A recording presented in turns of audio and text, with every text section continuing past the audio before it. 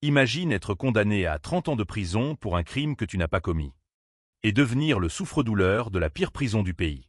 Ce que les brutes n'avaient pas réalisé, c'est qu'ils étaient en train de créer un monstre. Il est entré au mitard comme un gamin chétif. Et en est ressorti comme une bête impitoyable, transformant des baguettes en armes mortelles. Jusqu'à abattre des chefs de la mafia à main nue. Accrochez-vous, car la vengeance de Tojo va être un chaos absolu. L'histoire nous emmène à la prison de Nerera, dans le secteur 4. À l'intérieur d'un réfectoire rempli de détenus. Nous voyons alors notre protagoniste, Tojo, prendre son plateau avec ce qui ressemble à un repas correct. Il s'assied seul à une table et fixe la nourriture, avec une expression sérieuse et quelque peu vide sur son visage. Mais soudain, une paire de baguettes apparaît de nulle part et vole un morceau de nourriture de son plateau. Tojo regarde sur le côté avec un air visiblement agacé par l'attitude du gars qui l'a provoqué. Puis l'une des brutes le fusille du regard et lui demande agressivement ce qu'il regarde. L'autre grand gars tatoué se contente de sourire avec dédain et défie le jeune homme de faire quelque chose. Le concours de regards continue et la brute semble attendre une réaction de notre personnage. Sans hésiter, la brute crache simplement sur la nourriture de notre protagoniste, avec un air de supériorité. Mais Tojo se lève et dit au gars de la manger, en avertissant qu'il y aura des conséquences s'il ne le fait pas. Les deux criminels ne sont pas intimidés et demandent quel est son problème et s'il n'a pas de manière. Et puis la brute le traite de tueur, ce qui touche clairement une corde sensible chez le protagoniste. Tojo tape alors fort sur la table et promet de se venger de tous ceux qui l'ont injustement piégé. Il se jette sur la brute, voulant lui faire ressentir la même souffrance qu'il a ressentie. Le visage de notre héros montre une fureur incontrôlable alors qu'il passe à l'attaque. Avec ça, le grand gars est complètement choqué par la réaction inattendue et violente du garçon. D'un mouvement rapide, il utilise les baguettes comme une arme et vise directement le visage de son adversaire. À ce moment-là, beaucoup de liquide rouge éclabousse partout, tachant le sol du réfectoire. La brute tombe au sol, avec l'objet planté dans son œil, ressentant une douleur immense due au coup. La scène se coupe alors sur 2 semaines plus tôt, montrant une table pleine de nourriture et de boissons sophistiquées. Nous voyons Tojo dans une pièce élégante, regardant quelqu'un qui est actuellement hors de vue. Il pense à la fille qu'il aime, Mio Karazawa, et décide qu'il va lui avouer ses sentiments aujourd'hui. Mio annonce alors qu'elle va aux toilettes et tend le microphone à une amie, tandis que notre héros regarde. Elle s'éloigne et passe une porte, jetant un dernier regard en arrière dans la direction du jeune homme. Avec ça, le protagoniste se lève, déterminé à enfin lui révéler ses sentiments. Puis le jeune homme se dirige vers les toilettes pour trouver la fille et lui parler. Il la trouve dans le couloir et devient un peu nerveux en s'approchant pour dire ce qu'il ressent. Le jeune homme l'appelle par son nom et dit qu'il a quelque chose à lui dire. Et Maya demande pourquoi il a l'air si sérieux. Gêné, il déclare ses sentiments, lui demandant si elle veut sortir avec lui parce qu'il l'aime depuis longtemps. La fille est surprise par la confession inattendue et semble un peu gênée de savoir comment répondre. Elle dit alors qu'elle est heureuse, mais qu'elle ne cherche pas de petit ami pour le moment, et s'excuse auprès de lui. Après le rejet, Maya tourne simplement le dos et s'éloigne, laissant le protagoniste derrière. Tojo est en état de choc complet suite au rejet, et n'arrive pas à croire ce qui vient de se passer. De retour à table, il évacue sa frustration en écrasant une canette de boisson de toutes ses forces. La table est maintenant remplie de canettes et de bouteilles vides, montrant qu'il a beaucoup bu. Pour noyer son chagrin, il boit canette après canette, essayant d'oublier le rejet douloureux qu'il vient de subir. Même s'il a déjà l'air ivre, le jeune homme prend une autre boisson pour continuer. Finalement, il s'évanouit à table, pendant que ses amis continuent la fête en chantant au karaoké. Notre héros est complètement à l'ouest et marmonne quelque chose, en bavant un peu sur la table quand il se réveille. Il réalise qu'il est seul dans la pièce sombre et se demande où tout le monde est passé. Encore un peu ivre, il ouvre la porte de la pièce et regarde dans le couloir avec une expression confuse. Là, il tombe sur une scène de crime bouclé et se demande ce qui a bien pu se passer à ce moment-là. Un policier l'attrape par derrière, prenant le jeune homme complètement par surprise. L'officier confirme ensuite son identité, l'accusant de crimes extrêmement graves et choquants. Le jeune homme est complètement confus et demande qui l'a tué. Pendant que l'officier rapporte la capture du suspect, Tojo se fige en entendant le nom de Mio Kurosawa et essaie de digérer cette terrible information. Dans un désespoir total, il hurle que c'est impossible et essaie de franchir le ruban de sécurité de la scène. Le jeune homme s'accroche au ruban de sécurité. Toujours incapable de croire ce qui se passe, son visage affiche une terreur et une confusion pure. Alors qu'il commence à comprendre la gravité de la situation. Il voit alors Mio à terre, inerte, dans une scène terrible. Et pense que tout cela doit être un mensonge. La scène se déplace vers une salle d'audience, où un juge le condamne à 30 ans de prison pour les crimes. Les proches de la victime sont furieux de la décision et se demandent pourquoi il n'a pas reçu la peine maximale. Sous le choc, notre héros ne peut pas réagir et se demande comment sa vie en est arrivée là.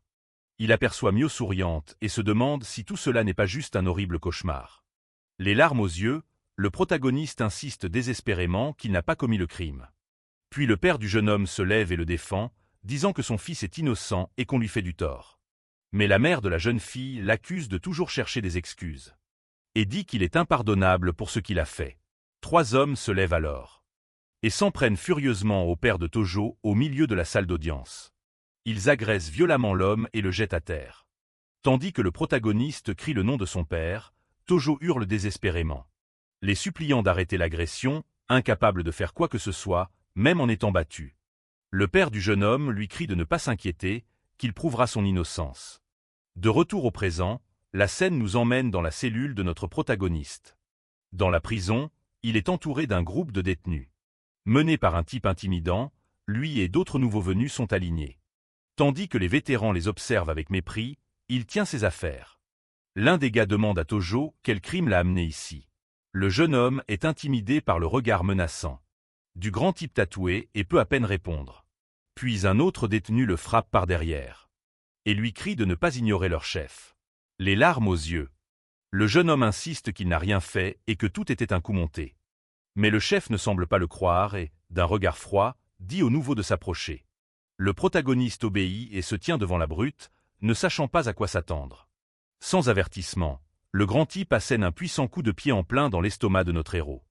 La force du coup le projette en arrière et il s'écrase lourdement sur le sol de la cellule. Le gars le relève et lui demande s'il est le responsable du crime.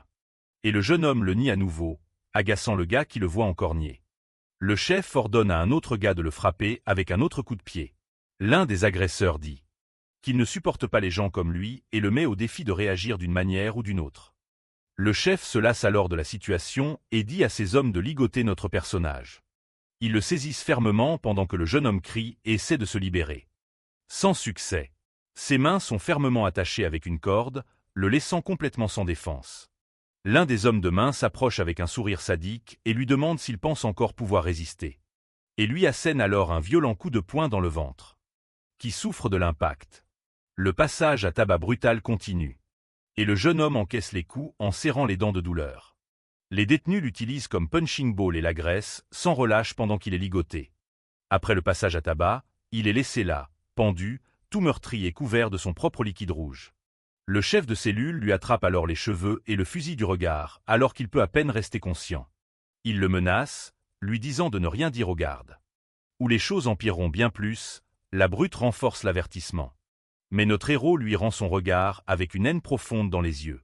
Quelque temps plus tard, un garde appelle le protagoniste pour un entretien privé. Dans le couloir, l'officier révèle alors une nouvelle dévastatrice. Que les parents du jeune homme ont eu un accident. Il demande aussi s'il a d'autres proches. Car la vie là-bas sera difficile sans aide financière de l'extérieur. Le garde insiste sur la question, mais le jeune homme est en état de choc complet. Et ne peut dire un mot, les larmes coulant sur son visage, il répond finalement qu'il n'a pas d'autres proches vivants, l'officier soupire alors. Et dit qu'il ne se soucie plus de son sort, le congédiant froidement. Les gardes partent manger, laissant notre personnage seul et complètement impuissant. Sur ce, la scène nous ramène au réfectoire, montrant le même plateau de nourriture du début. Et nous revoyons Tojo assis à table, mais maintenant avec un regard complètement transformé par la douleur. Encore une fois, l'un des brutes s'approche et lui vole un morceau de son repas avec les baguettes. Cette fois, le protagoniste lui rend son regard avec une fureur silencieuse et une sombre détermination. Le sbire s'énerve et demande ce qu'il regarde pendant que le chef observe simplement la scène. L'autre criminel sourit avec dédain et le met au défi de faire quelque chose. Pensant qu'il ne réagira pas, mais le chef remarque le changement dans les yeux du nouveau venu. Et devient attentif à la tension dans l'air, la brute répète la provocation. et crache sur la nourriture de notre protagoniste pour l'humilier, mais cette fois Tojo se lève avec un regard froid. Et dit au type de manger tout ce qu'il a craché, les criminels se moquent de lui. Et demandent ce qui ne va pas avec son visage et s'il n'a pas de manières. Puis la brute le traite de tueur, ce qui libère toute la colère refoulée chez le jeune homme. Avec ça il se souvient du rejet de Mia. Et comment sa vie s'est effondrée à partir de ce jour, l'image de son père battu. Tout en promettant de prouver son innocence, lui vient aussi à l'esprit. Il se souvient de l'humiliation d'avoir été ligoté et battu par ces mêmes détenus dans la cellule. Et il se demande pourquoi il a dû tant souffrir avec toutes ces injustices dans sa vie. Le jeune homme conclut alors qu'il a déjà tout perdu. Et n'a plus aucune raison de se retenir, pensant que personne ne se soucierait s'il disparaissait. Sa main tremble de rage, resserrant sa prise sur les baguettes. Le mot « tueur » résonne dans son esprit et un sourire sombre et terrifiant se forme sur son visage. Mais il décide qu'il ne peut pas disparaître tout de suite car il a un nouveau but pour continuer à vivre. Alors il frappe fort sur la table et jure de se venger de chaque personne qu'il a piégée. Il se jette sur la brute, promettant de lui faire ressentir la même souffrance. Son visage se tord en une expression de pure fureur et une soif incontrôlable de vengeance. Le grand type est complètement choqué et sans voix face à l'attitude explosive du nouveau venu. En un clin d'œil, il bondit et attaque la brute, utilisant les baguettes comme une arme tranchante. L'attaque est précise et beaucoup de liquide rouge éclabousse partout. Sous l'impact du coup, la brute tombe au sol, avec l'objet planté dans son œil, hurlant de douleur à cause de la grave blessure. Il se tord sur le sol, la main sur le visage, poussant un cri agonisant de pure douleur. Le sbire panique et crie le nom de son chef qui est au sol, agonisant de douleur. Sans hésiter, Tojo frappe le mur avec force et leur hurle à tous de dégager. Sur ce, l'une des brutes s'enrage et s'en prend à notre héros par derrière. Mais le protagoniste se tourne avec un sourire sadique, l'air prêt à en découdre. Un autre détenu est terrifié par la scène violente et commence à transpirer à grosses gouttes de peur. Le jeune homme laisse alors tomber les baguettes sur le sol et se prépare à se battre à main nue. Il assène un coup de poing dévastateur à l'un des hommes de main qu'il avait attaqué plus tôt dans la cellule. Avec un regard fou, le jeune homme pense que puisqu'il va disparaître de toute façon, il va emmener tous ces misérables avec lui et continue l'assaut sans pitié. Le visage de l'adversaire devient complètement défiguré par la force des coups de notre héros. Le criminel tombe en arrière, déjà inconscient.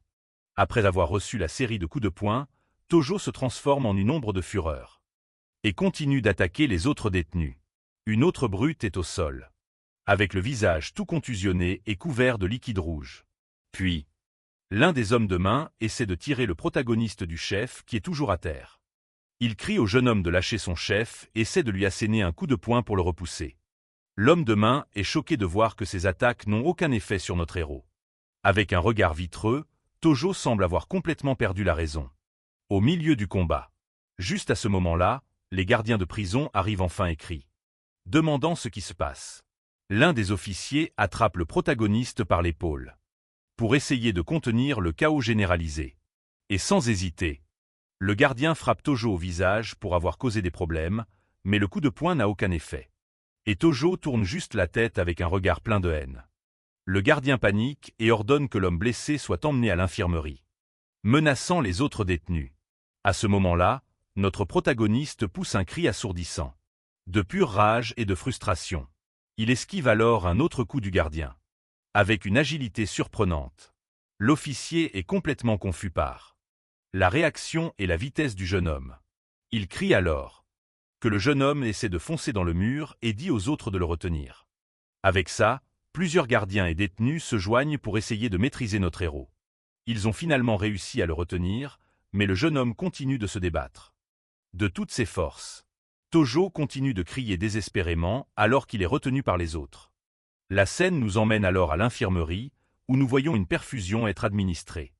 Notre protagoniste est au lit et semble avoir perdu la volonté de vivre, n'ayant pas mangé depuis des jours. Un médecin dit au gardien que s'il continue comme ça, sa vie sera en danger. Quand le médecin part, un vieux concierge apparaît à la porte de la chambre du jeune homme. L'homme âgé commence à balayer le sol du couloir, près de l'endroit où se trouve le jeune homme. Puis le concierge dit au protagoniste qu'il ne devrait pas gâcher sa vie. Tojo regarde le vieil homme avec un regard vide, ne montrant aucune réaction apparente. L'homme demande qui lavera le nom de ses parents. S'il part comme ça, Les mots du vieil homme ont un impact immédiat. Et les yeux du jeune homme s'écarquillent sous le choc. Il se redresse dans son lit et demande ce que le concierge vient de lui dire. L'homme demande alors s'il a déjà considéré si ce qui est arrivé à ses parents était vraiment un accident. Tojo sort du lit et demande ce que le vieil homme essaie de dire. Le concierge révèle avec un sourire que ce n'était pas un accident et que ses parents ont été éliminés. Furieux, le jeune homme attrape l'homme par le col et exige de savoir comment il a cette information. Le vieil homme dit qu'il y a toujours quelque chose derrière et demande directement si le garçon a commis le crime. Notre protagoniste le nie sur le champ, disant fermement qu'il n'a absolument rien fait. L'homme conclut alors que c'était un coup monté et que ses parents ont trouvé la preuve de son innocence. Le jeune homme réalise que cela a du sens et dit qu'il a toujours trouvé tout très étrange. Depuis le début, il se souvient de la scène et se demande qui pourrait être le coupable. Et le motif de tout cela, avec des larmes de rage coulant. Il serre les dents, pensant à toute l'injustice, avec un nouvel objectif. Il hurle qu'il ne peut pas s'en aller avant d'avoir vengé ses parents. Le vieux esquisse un sourire satisfait en voyant la nouvelle détermination de notre héros. Mais il le prévient que dans son état actuel, Tojo ne fera rien. Et que Goriki veut l'achever. Le jeune homme répond que ce n'est pas grave. Et qu'il y a un moyen pour lui de survivre. Impressionné par son courage, le vieil homme dit qu'il aime son attitude et sa détermination. Il propose alors que si Tojo survit à Goriki, il pourrait lui donner un coup de main. Avec un regard malicieux, l'homme révèle que son intention est de s'échapper de cette prison. Après cette proposition choquante, le vieil détenu se tourne pour quitter la pièce. Avant de partir, il désigne un livre et dit au jeune homme de le lire. Quand il aura du temps libre. Tojo prend alors le livre sur la table. Tandis que le vieil homme s'éloigne dans le couloir, il regarde la couverture et voit que le livre parle de l'anatomie humaine et de ses points faibles. Le protagoniste demande alors qui il est. Et le vieil homme répond que son nom est Sachia. Il dit au jeune homme de l'appeler simplement le vieux. Puis il se retourne et quitte la pièce. À ce moment-là, un garde entre soudainement dans l'infirmerie, avec une expression furieuse sur le visage. L'officier hurle sur notre héros, demandant ce qu'il fait à lire un livre si calmement. Il se plaint que la vie là-bas est devenue un cauchemar, à cause des problèmes que le garçon a causés plus tôt. Le garde lui dit alors de se lever, et dit qu'il va au mitard pour un mois pour se calmer. Il le jette violemment dans la cellule, et dit que s'il veut en finir, il peut le faire là-dedans, seul. Tojo se retrouve dans l'obscurité totale du mitard, avec seulement la lumière d'une petite fenêtre. Tenant le livre, il pense qu'il n'a plus aucun désir de céder aux ténèbres. Avec un regard déterminé et rempli de haine, il se jure qu'il aura sa vengeance. 15 jours plus tard, nous voyons une main insérer une clé dans la serrure de la cellule. Le même garde ouvre la porte et crie que c'est l'heure, lui disant de sortir s'il est encore en vie. Mais en regardant à l'intérieur, l'officier est complètement choqué et s'envoie devant ce qu'il voit. De l'obscurité de la cellule émerge la silhouette de Tojo, maintenant avec un physique incroyablement musclé. Son corps est totalement dessiné et déchiré, montrant le résultat de son entraînement intense. Le garde balbutie en demandant ce qu'il a fait là-dedans, et le jeune homme répond que ce n'était pas grand-chose.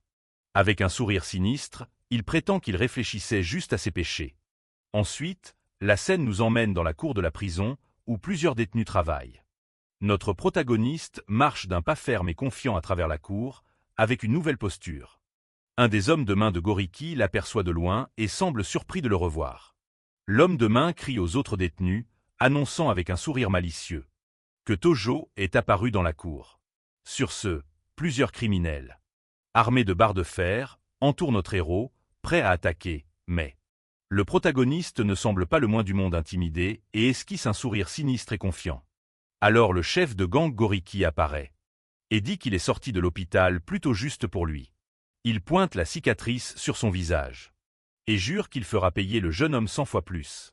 La brute alors donne l'ordre à ses hommes de main de s'en prendre à notre protagoniste avec tout ce qu'ils ont. Les détenus chargent en groupe vers le jeune homme, essayant de le maîtriser avec leur avantage numérique. Notre héros se prépare au combat, avec une expression sérieuse et concentrée sur le visage. Avec une vitesse incroyable, il esquive les coups et frappe les criminels avec des coups de coude précis. Goriki est choqué par la scène et hurle sur ses hommes de main. Les menaçant s'ils ne le battent pas, Tojo serre les dents de colère et continue de se battre avec une férocité impressionnante. Il pousse un puissant cri de guerre. Alors qu'il s'apprête à affronter le reste du gang, le jeune homme frappe violemment le sol du pied et fonce sur les autres brutes qui l'entourent, tel un éclair. Il se faufile entre ses ennemis et en met plusieurs à terre, avec des coups rapides et brutaux. Furieux de ce qu'il voit, le chef du gang décide de se joindre au combat et s'en prend à notre héros. Mais le protagoniste intercepte le coup de poing de Goriki et s'en sert pour attraper plusieurs barres de fer. Avec un regard plein de haine, il hurle à la brute de disparaître une bonne fois pour toutes. Il soulève alors le colosse et le projette de toutes ses forces sur les barres de fer. Goriki pousse un hurlement de douleur atroce alors qu'il est frappé par les barres de fer au sol. Depuis le toit, les autres membres du gang observent la scène sous le choc et appellent leur chef. Du haut du bâtiment, notre héros jette Goriki de toutes ses forces dans la cour de la prison. Il saute ensuite du toit et atterrit sur la brute pour en finir une bonne fois pour toutes. Gisant à terre, il pense à ceux qui l'ont tourmenté et à ceux qui l'ont piégé. Avec un regard plein de haine, il se jure de tous les écraser. Mais avant qu'il ne puisse faire quoi que ce soit, des gardes et d'autres détenus se précipitent pour intervenir dans la bagarre. L'un des officiers crie à Tojo d'arrêter, ce qu'il fait avant qu'il ne soit trop tard. Il le prévient que s'il prend la vie de la brute, il recevra certainement la peine maximale. En entendant cela, le jeune homme s'arrête et réalise qu'il ne peut pas partir sans avoir d'abord eu sa vengeance. Il grince des dents de frustration et se retient de porter le coup final à son ennemi. Avec un cri de rage, le protagoniste se lève tandis que les autres détenus le regardent avec peur. Après cet incident, sa peine est augmentée de 20 ans supplémentaires. Et sa réputation en prison change. À l'infirmerie, il se remet de ses blessures et continue ses études avec le livre d'anatomie. Le garde l'informe que Goriki a été transféré et sera en fauteuil roulant pour toujours. L'officier lui demande si ses blessures ont guéri. Et le jeune homme dit qu'il retourne dans sa cellule. Tojo réalise que maintenant, personne ne veut s'impliquer. Avec un fou qui n'a pas peur de sa propre fin, il sort alors du lit et marche dans le couloir avec une nouvelle aura de danger. Dans le couloir, il rencontre à nouveau le vieux concierge, qui le regarde avec un sourire. Notre protagoniste dit qu'il a survécu et rappelle la promesse des anciens de l'aider à s'échapper. L'homme rit et dit qu'il aidera, mais qu'il a besoin que le jeune homme crée une opportunité pour eux. Notre héros demande alors ce qu'il doit faire pour que le plan d'évasion fonctionne. Le vieil détenu esquisse un sourire malicieux, révélant un plan à notre héros. Il chuchote alors à l'oreille de Tojo et dit qu'il doit provoquer une perturbation majeure dans la prison. Le protagoniste demande ce qui vient ensuite et se demande s'il peut vraiment faire confiance au vieil homme. Tsuchiya explique que la grille d'égout de la cuisine est desserrée depuis longtemps. Il dit que si le jeune homme provoque une émeute, ils pourront en profiter pour s'échapper par les égouts. L'homme dit aussi au garçon d'aller vérifier par lui-même s'il ne croit pas ses paroles. Mais notre héros dit qu'il n'en a pas besoin et qu'il fera tout pour sortir de cet endroit. Déterminé, il assure au vieil homme qu'il peut tout lui laisser. Quelque temps plus tard, le jeune homme est ramené par un garde à son ancienne cellule. En arrivant là, les anciens sbires de Goriki sont complètement surpris et effrayés. Le garde verrouille la cellule et notre héros fait face aux autres détenus. Avec un regard intimidant, avec un sourire sinistre, il défie quiconque veut venger Goriki de faire un pas en avant. Mais les brutes paniquent et disent que tout était un malentendu et qu'ils détestaient leur ancien chef. Ils commencent alors à flatter le jeune homme, disant qu'il est maintenant leur nouveau chef. Tout le monde est d'accord et commence à scander le nom du protagoniste. En tant que nouveau chef de cellule, Tojo prend le contrôle total. Avec un regard de pure domination, la scène se déplace ensuite vers le réfectoire, où l'on voit notre héros manger son repas. L'un des détenus prend un morceau de viande de son propre plateau et l'offre au nouveau chef. En souriant, l'homme de main dépose la nourriture sur le plateau de Tojo, en signe de respect. Puis d'autres criminels se joignent à eux et commencent à offrir leur meilleure portion de nourriture. Mais le jeune homme se sent mal à l'aise et dit qu'il ne peut pas manger autant de nourriture d'un coup. À une autre table, des détenus commentent que Goriki s'est fait battre par ce nouveau venu et restera alité pour toujours. Un colosse barbu se plaint que le nouveau chef n'est pas encore venu lui rendre ses respects.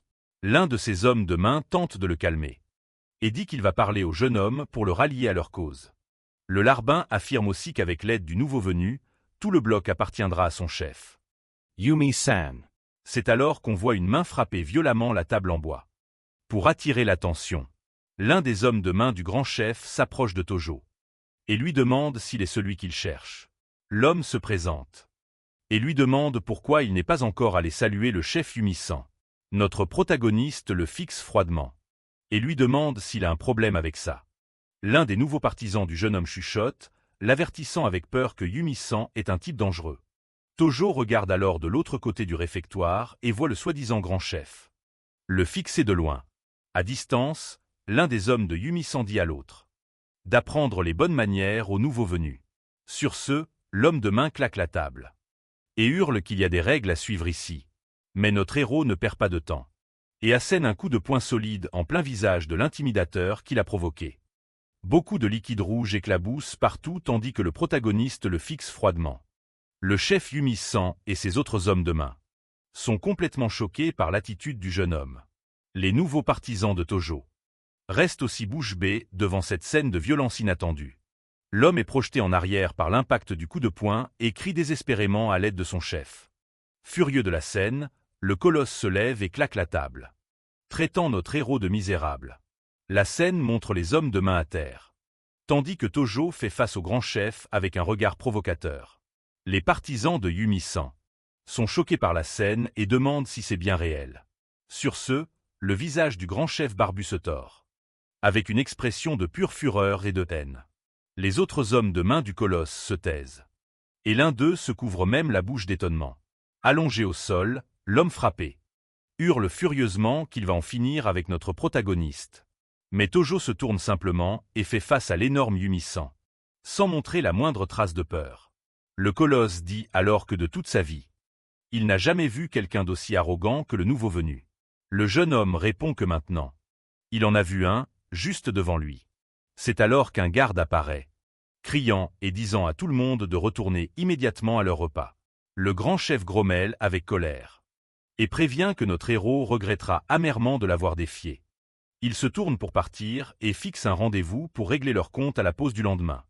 L'homme de main agressé reste au sol et pleure désespérément, appelant son chef, qui l'a abandonné. Alors, l'un des nouveaux alliés de Tojo l'avertit que demain, ils viendront à eux avec tout ce qu'ils ont. Mais le protagoniste les traite de lâches et dit qu'ils n'ont qu'à s'occuper de tout le monde d'un coup.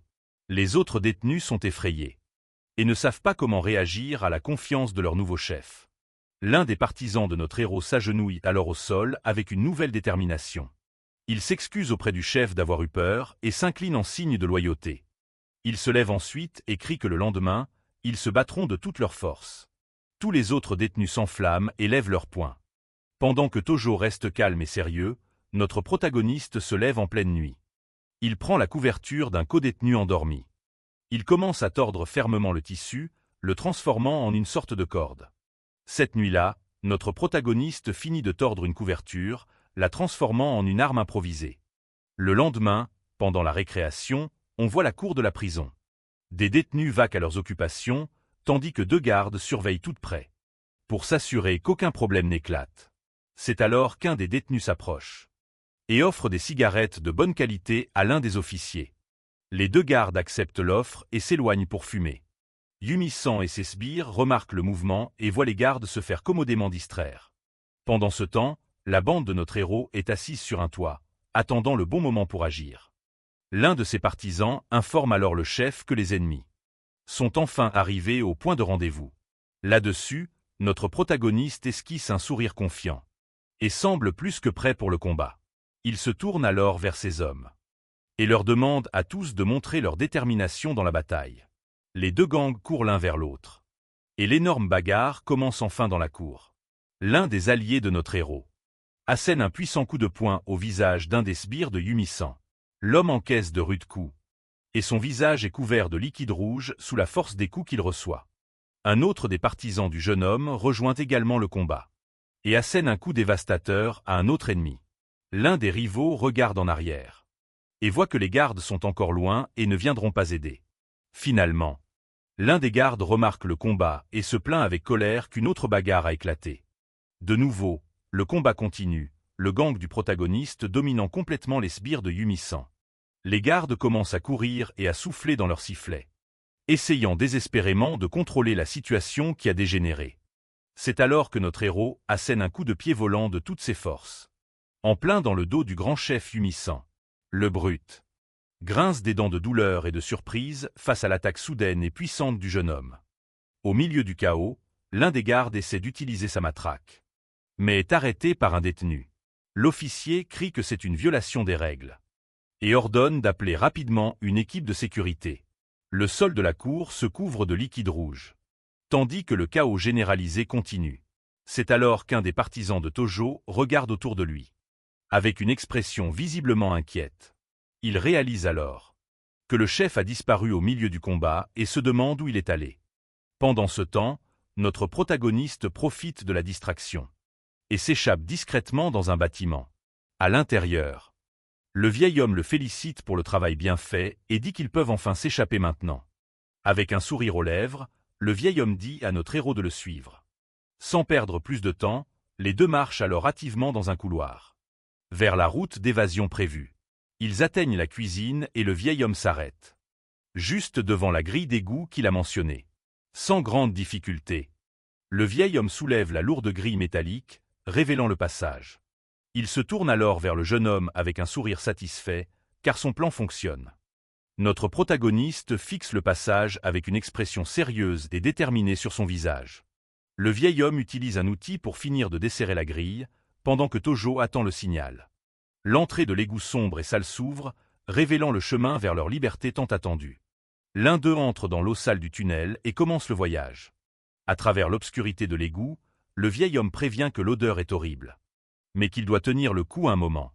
Notre protagoniste se couvre le nez pour essayer de supporter la puanteur insupportable de cet endroit. Il continue d'avancer dans le tunnel sombre. Alors que plusieurs affilent devant eux, les égouts sont complètement infestés de rats partout, créant une scène dégoûtante. Le vieil homme annonce alors qu'ils ont enfin atteint leur destination. Au bout du tunnel, ils arrivent devant une grande grille métallique qui semble être la sortie définitive des égouts. Notre protagoniste demande alors ce qu'ils vont faire maintenant pour sortir d'ici. Mais le vieil homme lui dit de se détendre car il a déjà pris toutes les dispositions nécessaires. Il révèle qu'il est déjà venu ici plusieurs fois et a réussi à desserrer l'une des barres de fer. Le vieil homme dit au jeune homme de pousser fort la barre pour ouvrir le passage. Tojo s'approche de la grille et, avec un peu d'effort, parvient à déloger la barre métallique. Le passage est ouvert et ils peuvent enfin s'échapper des égouts pour retrouver la liberté. Mais à peine sorti, notre héros est surpris par une attaque inattendue de la part de son compagnon, le vieil homme. Il enfonce un objet pointu dans la poitrine du jeune homme, avec un sourire malicieux sur le visage. Il dit que la mission du protagoniste s'arrête là et qu'il va exaucer son souhait de disparaître. Sous le coup, Tojo trébuche en arrière et tombe au sol. Ressentant une douleur immense, l'homme se retourne alors et commence à s'éloigner, laissant le jeune homme derrière lui. Mais notre héros parvient à attraper la jambe du vieil homme, avant qu'il ne puisse s'échapper. Le vieil homme est choqué de voir que le jeune homme est toujours en vie et le regarde avec surprise. Tojo dit alors qu'il a trouvé étrange qu'un parfait inconnu l'aide de cette manière. Il révèle que par précaution, il avait plusieurs choses sur lui pour se protéger. Il montre que l'objet n'a fait que percer le livre qu'il avait caché dans ses vêtements. Le vieil homme loue l'ingéniosité du jeune homme, tandis que Tojo dit qu'il ne fera plus confiance à personne. Mais le vieil homme lui rappelle que c'est lui qui lui a appris à se battre et le met au défi de l'affronter. Sans perdre de temps, Tojo se jette sur le traître et l'attaque d'un puissant coup de poing. Le vieil homme tient fermement la lame et semble prêt pour un combat sérieux. Il dit alors qu'il n'y a qu'une seule chance de gagner et blâme la naïveté du jeune homme s'il perd. Mais notre protagoniste n'est pas intimidé par la provocation et relève le défi avec détermination. D'un mouvement rapide, il jette la couverture mouillée et tordue sur l'ennemi et, profitant de la distraction, il assène un coup de poing dévastateur en plein visage du vieil homme. Le vieil homme tombe au sol en hurlant de douleur et se couvre désespérément le visage avec ses mains.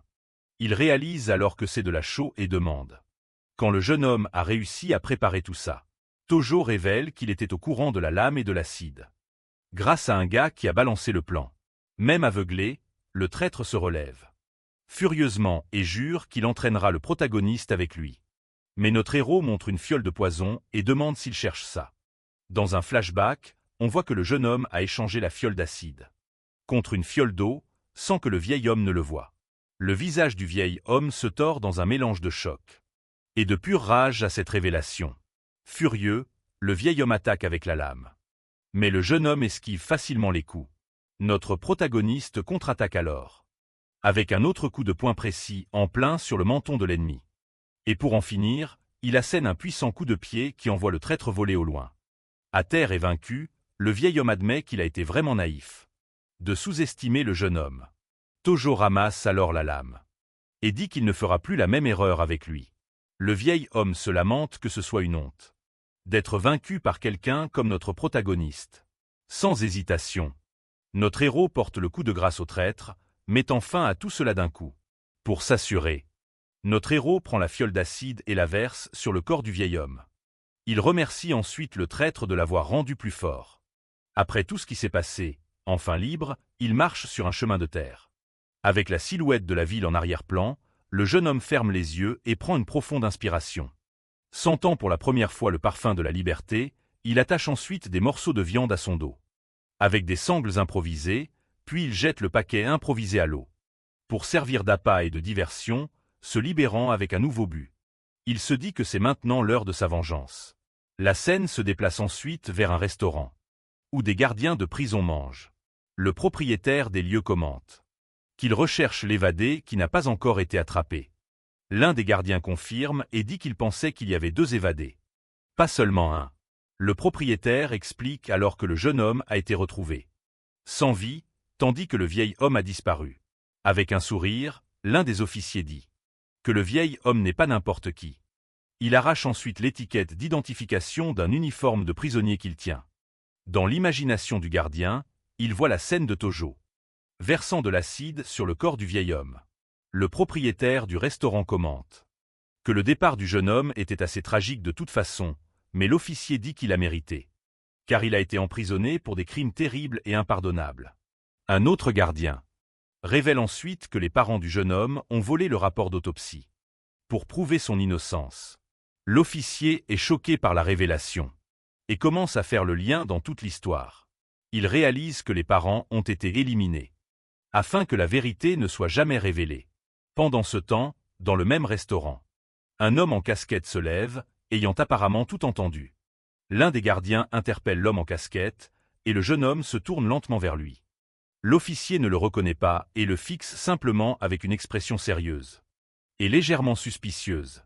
Il le prévient ensuite de ne pas trop traîner, car un dangereux fugitif est en liberté dans la ville. Avec une expression calme, notre protagoniste dit qu'il comprend l'avertissement des gardiens de prison. Ailleurs, nous voyons un homme bien habillé, marchant et sifflant calmement dans la rue. Notre héros déguisé l'observe de loin et commence à le suivre sans être remarqué. L'homme continue sa marche et se demande ce qu'il va manger en rentrant chez lui plus tard, mais soudain, il est surpris par derrière et une lame est pressée contre son cou. Le jeune homme panique et dit qu'il n'a pas d'argent, car il n'est qu'un employé à temps partiel. Notre protagoniste lui dit de se taire et de répondre honnêtement à ses questions. Il demande ensuite qui lui a ordonné de piéger Gaki Tojo, et l'homme est choqué. Le jeune homme demande ce qu'il entend par « vous deux », et l'homme devient visiblement nerveux. Il crie à notre héros de ne pas s'en mêler et le menace en lui disant de partir immédiatement. Tojo a un flashback de son ami Yuji et se demande s'il a aussi été blessé à cause de lui. Sans hésiter, il enfonce la lame dans la jambe de l'homme, de toutes ses forces. Tandis que le jeune homme hurle de douleur, notre protagoniste enlève sa casquette et demande qui a fait ça à Yuji. L'homme est terrifié, en reconnaissant enfin son agresseur et demande s'il est Tojo. Notre héros ignore la question et exige de savoir qu'il a forcé à faire un faux témoignage au tribunal. Mais le jeune homme refuse de parler et dit que le cerveau n'est pas quelqu'un qu'il peut vaincre. Enragé par l'entêtement de l'homme, notre protagoniste l'agresse avec une série de coups de poing. Avec la lame sur son cou, Tojo le presse et lui donne une dernière chance de coopérer. Effrayé, le jeune homme dit qu'il ne sait pas qui est le cerveau, mais révèle que Rei Tamano l'a payé. Notre protagoniste est surpris par ce nom et se demande qui pourrait être cette Rei Tamano. Il se souvient d'elle et réalise que, puisqu'elle est la meilleure amie de Maya, elle doit connaître toute la vérité, folle de rage et pleine de haine. Il exige de savoir où trouver cette fille, l'homme supplie pour sa vie et révèle qu'elle travaille comme hôtesse à la boîte de nuit Grandia. Le jeune homme dit qu'il lui a tout raconté et supplie d'être épargné, car il a été menacé de le faire. Il continue de supplier pour sa vie et promet de coopérer si notre héros le laisse partir. Mais notre protagoniste n'écoute pas et bâillonne l'homme pour qu'il ne puisse pas crier. D'un regard froid, il dit au jeune homme de ne pas s'inquiéter, car il ne va pas l'achever maintenant. Puis notre héros lui donne simplement un coup de pied violent dans un puits voisin, d'en haut. Il avertit que s'il lui arrive quoi que ce soit, l'homme restera là pour mourir de faim. Après l'avertissement, il se retourne et s'éloigne, laissant le jeune homme piégé dans l'obscurité, au fond du puits. L'homme est complètement terrifié par son destin cruel et incertain. Notre protagoniste quitte alors les lieux et continue son chemin en quête de sa vengeance. Il se cache ensuite et observe de loin un homme couvert de bandages, assis près d'un feu de camp. L'homme se lamente que quelqu'un soit parti et dit qu'il n'a même pas pu se venger de celui qui l'a fait. D'un air déterminé, notre héros reconnaît l'homme comme son vieil ami Yuji. Dans un flashback, on voit que Yuji était un dur à cuire, qui défendait toujours les plus faibles. Il réconforte ensuite le jeune Tojo et promet que personne ne l'embêtera plus jamais. Yuji frappe alors le sol de colère et jure qu'il trouvera la vérité pour prouver l'innocence de son ami. Après l'avoir crié, il finit par s'évanouir d'épuisement, là, sur place.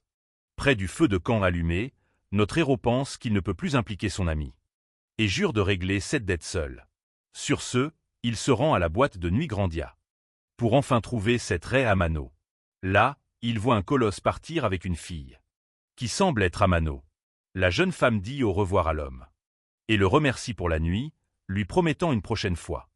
Puis elle regarde sa montre et se dit qu'il est temps pour elle de partir. Alors notre protagoniste commence à la suivre discrètement à travers les rues sombres de la ville. Il sort alors une lame et se prépare à l'approcher pour obtenir les réponses dont il a besoin. Mais son sac fait du bruit et il est surpris. Pensant qu'il a été découvert, la fille répond à son téléphone et dit qu'elle a déjà quitté le travail et se dirige vers le lieu habituel. Notre héros continue de la suivre de près pour découvrir où se trouve ce lieu de rendez-vous. Elle entre alors dans un endroit appelé Net Paradise et le jeune homme observe tout de loin. Il pense que l'endroit appartient à un criminel nommé Haruto Kagami et qu'elle le rencontre. Le protagoniste écrase une canette et réalise que ce Kagami arrivera bientôt et que c'est sa seule chance. Il entre alors dans l'endroit et la fille le prend pour quelqu'un d'autre et se plaint du retard. Mais quand elle se retourne, elle a peur et demande qui il est et comment il est entré. Calmement, notre héros brandit une canette de soda et dit qu'il est juste venu livrer une boisson. La fille tend la main pour prendre la canette sans se douter de rien. Mais d'un mouvement rapide, il saisit l'occasion et lui attrape le poignet de toutes ses forces. Sur ce, il l'immobilise et presse la lame contre sa gorge, l'avertissant de ne pas faire un bruit. D'un regard froid, le protagoniste demande alors si elle le reconnaît. Elle est complètement choquée et balbutie le nom de Tojo, se demandant comment il est en vie. Il lui demande alors pourquoi elle l'a piégé, mais la fille le nie et demande s'il pense vraiment que c'était elle. Elle explique que le coup a coûté beaucoup d'argent et que si elle avait ce genre d'argent, elle ne serait pas là. Notre héros demande alors sérieusement qui était le véritable cerveau derrière tout ça. Amano l'avertit qu'il vaut mieux qu'il ne sache pas, car le type est intouchable, et lui dit de s'enfuir, mais le protagoniste appuie plus fort sur la lame, lui faisant une petite coupure au cou. Avec un regard fou, il lui donne une dernière chance de parler, avant que quelque chose de pire n'arrive. Effrayée, elle révèle finalement que le cerveau était Koki Oshita, ce qui surprend notre héros. L'image d'un homme aux cheveux blancs lui vient à l'esprit et il se demande pourquoi ce serait lui. La jeune fille pointe alors l'intérieur de l'endroit et révèle que la personne qu'il cherche l'attend. Amado dit qu'elle lui a tout dit ce qu'elle sait et le supplie d'arrêter de creuser et de partir. Mais le jeune homme dit que ses parents ont disparu et qu'il a maintenant une raison de continuer à vivre. Il la laisse ensuite partir et dit calmement qu'ils pourront prendre un verre un jour. La jeune fille se retourne et semble accepter la proposition, tout en écrivant quelque chose sur un morceau de papier. Mais notre héros dit qu'il ne lui reste que la vengeance et lui dit de choisir si elle est avec lui ou contre lui. Elle lui tend ensuite le papier et promet de tout expliquer plus tard, lui demandant de partir rapidement. Tojo prend le papier et voit ce qui ressemble à un numéro de téléphone écrit dessus. Il accepte d'appeler le lendemain, mais prévient qu'il n'aura aucune pitié si elle essaie de le tromper. C'est alors que le soi-disant Koki Yoshida apparaît dans le couloir avec ses hommes de main et se dirige vers notre héros. Le groupe s'approche et le protagoniste fait face à l'homme au costume rose. avec un regard sérieux et concentré. Une goutte de sueur coule sur son visage. Alors qu'il se prépare à la rencontre inévitable. Les deux se tiennent alors face à face. Au milieu du couloir, dans un moment de pure tension. Yoshida le fixe un instant et pense avoir déjà vu ce visage quelque part. Il demande ensuite ce qui est arrivé au cou du jeune homme et celui-ci invente une excuse. Plus tard, allongé dans son lit, notre protagoniste se remémore les événements de cette nuit fatidique. Dans un flashback, il se souvient avoir vu Yoshida parler et boire avec Mayo au bar karaoké. Il se souvient aussi avoir vu Amano et Maya chanter ensemble. Pendant qu'il observait tout de loin la scène de lui-même évanoui. Ivre à table, lui revient aussi clairement à l'esprit. Puis il se souvient avoir vu Yoshida et Maya partir main dans la main alors qu'il était ivre, les larmes aux yeux. Il se demande pourquoi ce misérable lui a tout pris ainsi. Le poing serré de haine. Le jeune homme hurle le nom de Yoshida de toute la force de ses poumons. Le lendemain, nous voyons notre héros utiliser une cabine téléphonique pour passer un appel important. Il organise ensuite un rendez-vous avec Amano au parc, près de la rivière. Pour ce même soir. À l'autre bout du fil, la jeune fille accepte le rendez-vous et semble comprendre la situation. Ailleurs, nous voyons Amano chanter avec un homme sur un canapé. Pour sauver les apparences. Cette nuit-là, la jeune fille arrive au lieu de rendez-vous et attend notre protagoniste seul. Notre héros apparaît alors derrière elle, avec une expression sérieuse et déterminée sur son visage, sans tourner autour du pot. Il va droit au but et demande comment ses parents sont décédés exactement. La jeune fille révèle alors que ses parents avaient obtenu le rapport d'autopsie original et préparaient un nouveau procès. Mais Yoshida a eu peur que la vérité ne fuite et a mis en scène un accident pour les éliminer tous les deux d'un coup. L'image de ses parents sans vie vient à l'esprit du protagoniste, le remplissant de douleur et de haine. Les larmes aux yeux, la jeune femme se tourne vers le jeune homme et s'excuse pour tout ce qui lui est arrivé. Furieux, il la pousse et crie que s'excuser maintenant ne signifie absolument rien pour lui. Elle dit qu'elle n'attend pas de pardon, mais qu'elle veut dire toute la vérité, comme une forme de repentance. Il la saisit alors et demande ce qu'il y avait dans le rapport. Et comment Myo est vraiment décédé. Amano révèle que le rapport montrait des fluides de 3 hommes différents, mais qu'aucun d'eux n'était le sien. Notre héros est complètement sous le choc de cette révélation et n'en croit pas ses oreilles. Elle poursuit en disant que Yoshida et ses amis ont proposé de l'argent. Et Mia y est allée de son plein gré. Un flashback nous montre le méchant offrant une carte à la jeune fille, tandis que d'autres hommes observent. Myo demande alors, avec un regard malicieux, quel genre de plaisir ils avaient en tête pour la nuit. Amato dit qu'ils l'ont forcé à consommer des substances. Et avec une forte dose, elle n'a pas pu le supporter et s'est évanouie. La scène montre Myo à une fête, tandis qu'un gars lui propose encore des substances. Puis un homme la force à consommer une poudre blanche. Contre sa volonté, au milieu de la fête. L'un des gars l'emmène alors dans une pièce et s'en prend à elle, alors qu'elle est complètement sans défense. Soudain, il réalise qu'elle ne bouge plus et panique face à cette situation inattendue. Tojo est dévasté et ne peut pas croire que la fille qu'il aimait était ce genre de personne. Furieux, il la tient fermement et demande pourquoi ils ont décidé de l'accuser, lui, précisément. Elle explique qu'ils avaient besoin d'un coupable et ont utilisé l'histoire de la confession pour monter cette mascarade. D'un air sombre. Notre héros demande si tout ce qu'elle lui a raconté est vraiment vrai. Amano révèle que Yoshida a aussi menacé sa vie. C'est pourquoi elle le déteste énormément. Le poing serré de haine, le jeune homme se jure qu'il anéantira le méchant coûte que coûte. Mais la jeune femme le prévient qu'après l'incident, le père de Yoshida a engagé 8 gardes du corps pour lui. Elle explique qu'ils sont tous des professionnels et qu'il ne pourra jamais l'approcher. Donc il devrait s'enfuir. La jeune fille essaie toujours de le convaincre. Disant qu'elle est sûre que ses parents voudraient qu'il vive. Notre héros dit qu'il la laissera vivre. Pour avoir dit la vérité, mais la prévient de ne pas interférer. Il lui demande ensuite de venir avec lui. Et les deux marchent ensemble sur la passerelle du parc. Le jeune homme explique que, par précaution, il ne peut pas la laisser partir tant que tout n'est pas enfin résolu. Il lui demande ensuite de lui remettre son téléphone portable, et la jeune femme obéit sans remettre en question son ordre. Mais soudain, le protagoniste l'attaque par derrière d'un coup précis au cou. Il la jette ensuite dans le puits, et elle dit qu'elle le mérite. Mais le supplie de ne pas la laisser mourir comme ça. D'un regard froid, le jeune homme prévient que s'il s'en va, elle pourra mourir de faim là-dedans, avec l'autre gars au fond du puits. Amano regarde l'autre prisonnier et pense que c'est sa punition méritée.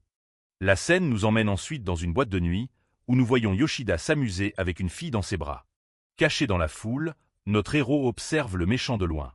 Le regard rempli de pure vengeance, il voit Yoshida sur scène, entouré de gardes de sécurité, et réalise qu'il sera difficile de l'approcher. Juste à ce moment-là, la compagne du méchant s'approche et l'invite à aller aux toilettes ensemble. Yoshida sourit à la proposition et commente qu'elle est très audacieuse de suggérer cela devant tout le monde. Il dit à sa sécurité d'attendre et s'éloigne avec la jeune femme. Tandis que notre héros observe tout, notre protagoniste réalise que c'est sa seule chance et que ça vaut le coup de tout risquer maintenant. Mais quand il essaie de suivre, un des gardes de sécurité l'arrête et lui dit de s'arrêter immédiatement. Le jeune homme le fixe alors froidement et demande s'il ne peut même pas aller aux toilettes en paix. Le garde continue de le fixer d'un air suspicieux, essayant d'évaluer la situation. Après un moment de tension, le garde de sécurité cède finalement et lui dit d'y aller. Déjà dans les toilettes. Notre héros entend des bruits suspects provenant de l'intérieur d'une des cabines. Il s'approche de la porte et frappe pour attirer l'attention de la personne à l'intérieur.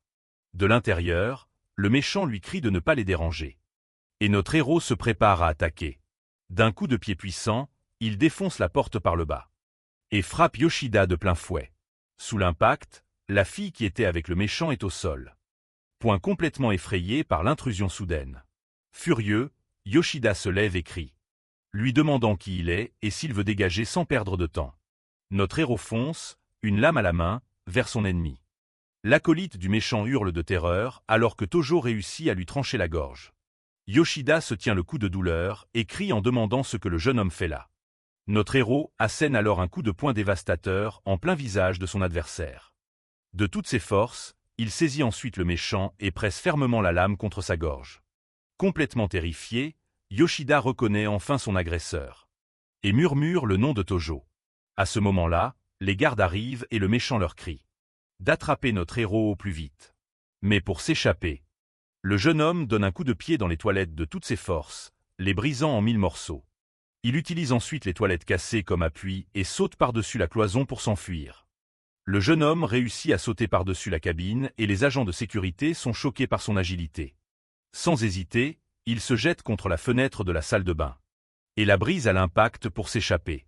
Agacé par l'évasion, le méchant offre 2 millions à quiconque pourra capturer notre héros. Avec l'argent en jeu, les agents de sécurité ne réfléchissent pas à deux fois et sautent par la fenêtre à la poursuite du fugitif.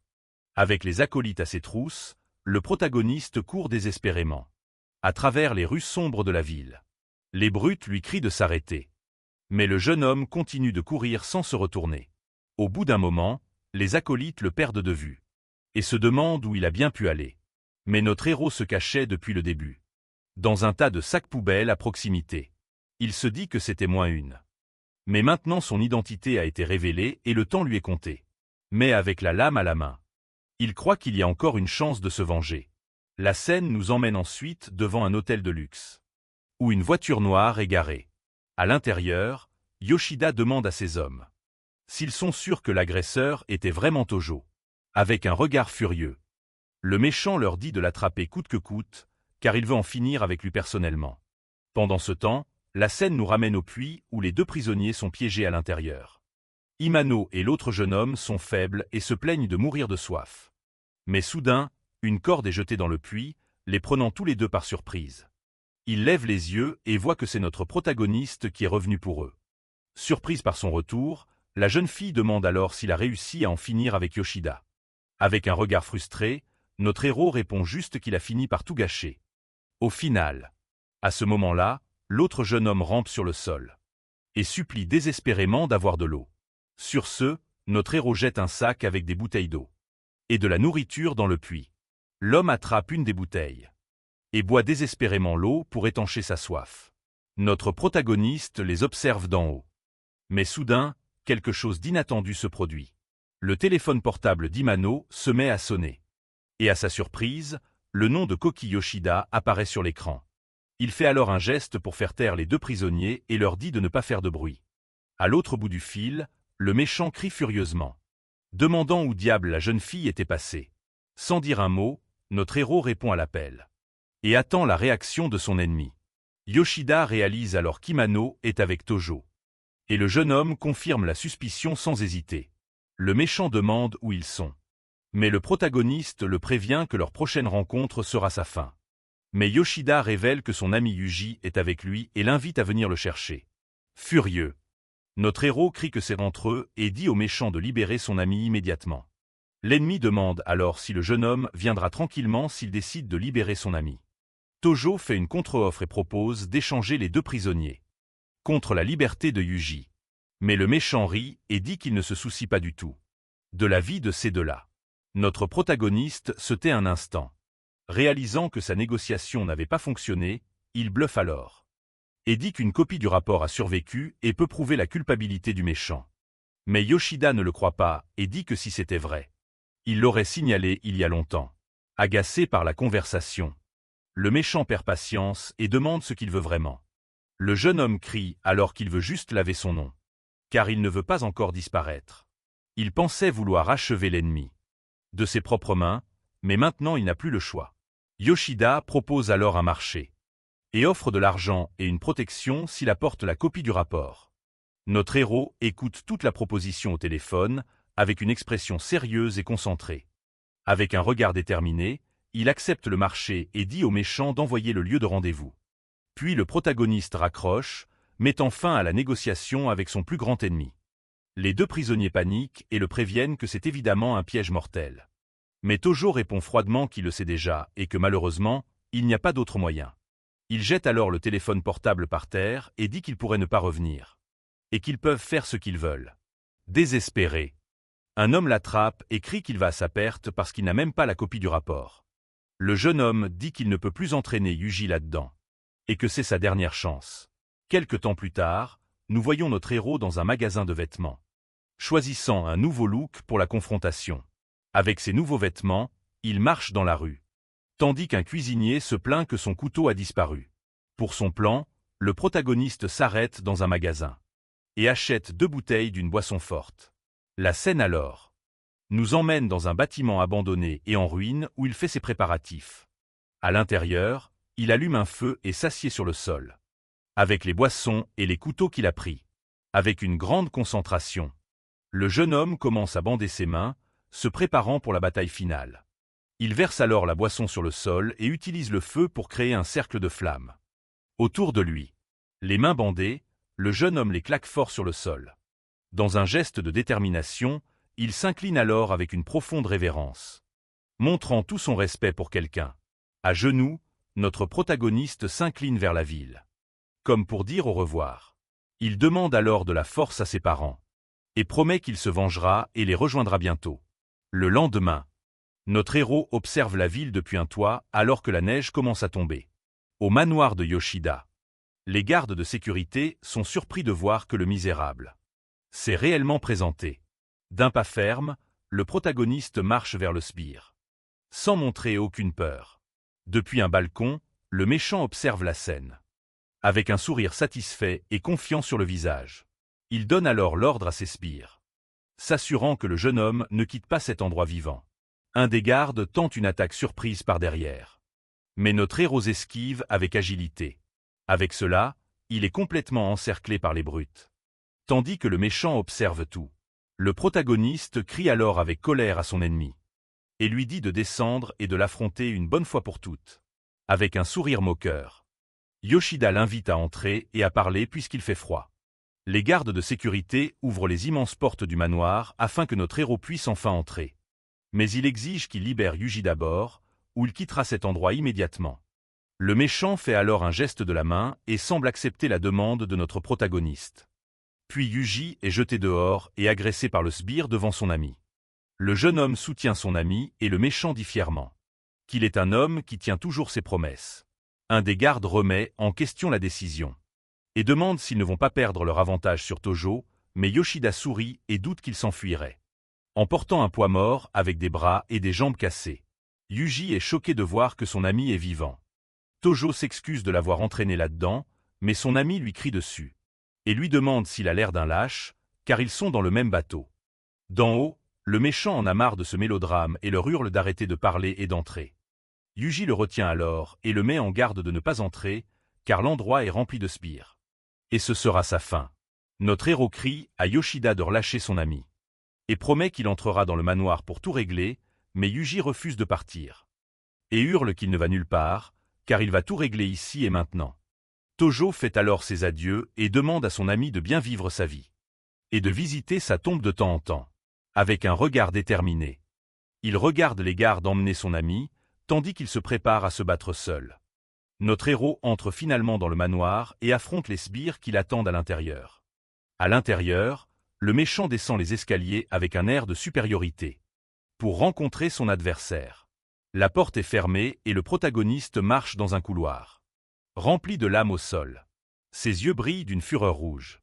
Alors que la neige continue de tomber autour de lui à l'extérieur, deux brutes, armés de matraques, se positionnent pour bloquer le chemin de notre héros. Du haut des escaliers, Yoshida demande s'il a enfin apporté ce dont ils avaient convenu, mais le jeune homme répond qu'il n'est pas idiot. Et demande si le méchant pense qu'il apporterait quelque chose d'aussi important. Enragé, l'ennemi lui hurle d'arrêter de traîner. Et lui demande s'il pense qu'il a peur de ça. Sur ce, le sbire charge un groupe vers le protagoniste, prêt à l'attaque. Mais notre héros révèle 2 bouteilles de boisson et leur dit de ne pas être tendu et de s'amuser. Le méchant le regarde avec dédain et demande si c'est une sorte de cadeau pour lui. La caméra se concentre sur les 2 bouteilles de boisson que le protagoniste tient fermement dans ses mains. À ce moment-là, une paire de chaussures élégantes entre en scène, attirant l'attention de tous. À la porte du manoir, un homme imposant apparaît, avec la silhouette d'autres sbires derrière lui. Yoshida est complètement choqué et demande ce que son père fait à cet endroit. Avec un regard sérieux, l'homme répond qu'il est là pour nettoyer le désordre que son fils a causé. Sur ce, les sbires du père de Yoshida amènent un Yuji bâillonné. Et Amano dans le manoir. Notre protagoniste est complètement surpris de voir ses connaissances capturées ainsi. Les 2 otages ont l'air vaincus et désespérés. Tandis qu'ils sont surveillés de près par les brutes. L'homme dit alors, si tu dois faire quelque chose, fais-le bien et sans laisser de traces. Le méchant est choqué. Et demande si son père va éliminer tout le monde, puisqu'Amano était de leur côté. Mais l'homme plus âgé le traite de naïf et met en doute s'il pense vraiment que la fille lui est loyale. Il révèle alors à tout le monde que c'est elle qui a divulgué le rapport d'autopsie aux parents de notre héros. Tojo est sans voix face à la révélation et regarde la jeune femme, essayant de comprendre toute la situation. Furieux de cette trahison, Yoshida gifle violemment la jeune femme au visage de toutes ses forces. Il lui crie dessus et la traite de traîtresse pour l'avoir poignardée dans le dos après avoir pris son argent. Mais Amano le confronte et dit que malgré tout, son cœur n'est pas pourri comme le sien et celui des autres. La jeune femme révèle également qu'elle ne supportait pas de voir les parents du jeune homme chercher des témoins partout. Le père du méchant se met en colère et lui donne un coup de pied violent, promettant qu'il l'enterrera avec Tojo. L'homme se tourne alors vers le protagoniste et demande s'il est le soi-disant Manabu Tojo qu'il recherche. Notre héros répond avec indignation qu'il lui a fait subir tout ça, sans même connaître son visage. Avec un sourire cruel, l'homme dit qu'il n'a pas besoin de connaître les gens qui valent moins que des insectes. L'homme plus âgé va droit au but et exige de savoir où se trouve la copie du rapport d'autopsie, mais le jeune homme esquisse un sourire défiant et lui assure fermement qu'il ne lui dira jamais.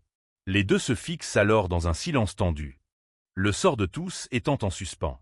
Le père de Yoshida fait alors signe à ses hommes de main, qui se préparent à agir à tout moment. L'homme se vante que les forces qui le soutiennent dépassent de loin l'imagination du jeune homme. Il affirme également que peu importe où se trouve le rapport, car quand le jeune homme aura disparu, tout sera terminé. Avec un sourire cruel, l'homme dit qu'au fait, il a quelque chose à dire à notre héros. Il révèle alors que les hommes qui ont éliminé ses parents sont juste là, devant lui, maintenant. En entendant cela, notre protagoniste, le visage se tord dans une expression de pure fureur et de haine. Sa main bandée tremble de rage, alors qu'il serre le poing de toutes ses forces. Sur ce, il hurle le nom complet de l'homme, avec une colère incontrôlable et accablante. Le jeune homme crie alors que même un insecte se défend et lance une des bouteilles de toutes ses forces. La bouteille se brise sur le sol, répandant le liquide inflammable partout sur le sol du manoir. Un des hommes de main marche dans le liquide et glisse surpris par l'attaque soudaine du jeune homme. Sur ce, la brute tombe lourdement au sol. Incapable de garder l'équilibre sur le sol mouillé, il est aspergé de boisson et fixe le protagoniste avec un regard de pure haine. Mais notre héros ne perd pas de temps et se jette sur un autre homme de main avec une vitesse incroyable. Le père de Yoshida crie que c'est un liquide inflammable et traite le protagoniste de lâche. Sans hésitation, le jeune homme utilise son couteau et porte un coup précis au cou d'une des brutes. Il achève ensuite l'homme de main d'un autre coup rapide et brutal, tachant tout de liquide rouge. Yoshida panique et crie à ses hommes de le prendre tous en même temps parce qu'il est seul, mais le combat continue. Et plusieurs hommes de main sont déjà à terre sur le sol du manoir, complètement vaincus. Avec un regard concentré et rempli de haine, le protagoniste se prépare à affronter le reste des ennemis. Il donne ensuite un coup de pied dans l'autre bouteille de boisson pour répandre plus de liquide inflammable autour de l'endroit. Sur ce, il glisse sur le sol mouillé et met à terre un autre homme de main d'un coup de pied bien placé. Il met ensuite des lunettes de soleil et ramasse le couteau sur le sol, se préparant à plus d'action. Yoshida le traite de frimeur et crie à ses hommes de l'achever une bonne fois pour toutes. Deux brutes courent vers lui, mais le jeune homme parvient à esquiver leurs attaques. Il jette alors une sorte de poudre dans les yeux de l'ennemi, les laissant complètement aveuglés. La poussière se répand dans l'air et les hommes de main sont désorientés par l'attaque surprise. Profitant de la distraction, notre héros avance avec son couteau et les attaque sans merci. Il frappe l'une des brutes d'un coup précis, tandis que l'autre essaie de se reprendre, tout couvert de liquide rouge. Le protagoniste se tourne pour faire face au reste des ennemis. Un des hommes de main essaie de se nettoyer les yeux. Mais la poudre semble avoir causé de sérieux dégâts. Sans hésitation, notre héros attaque.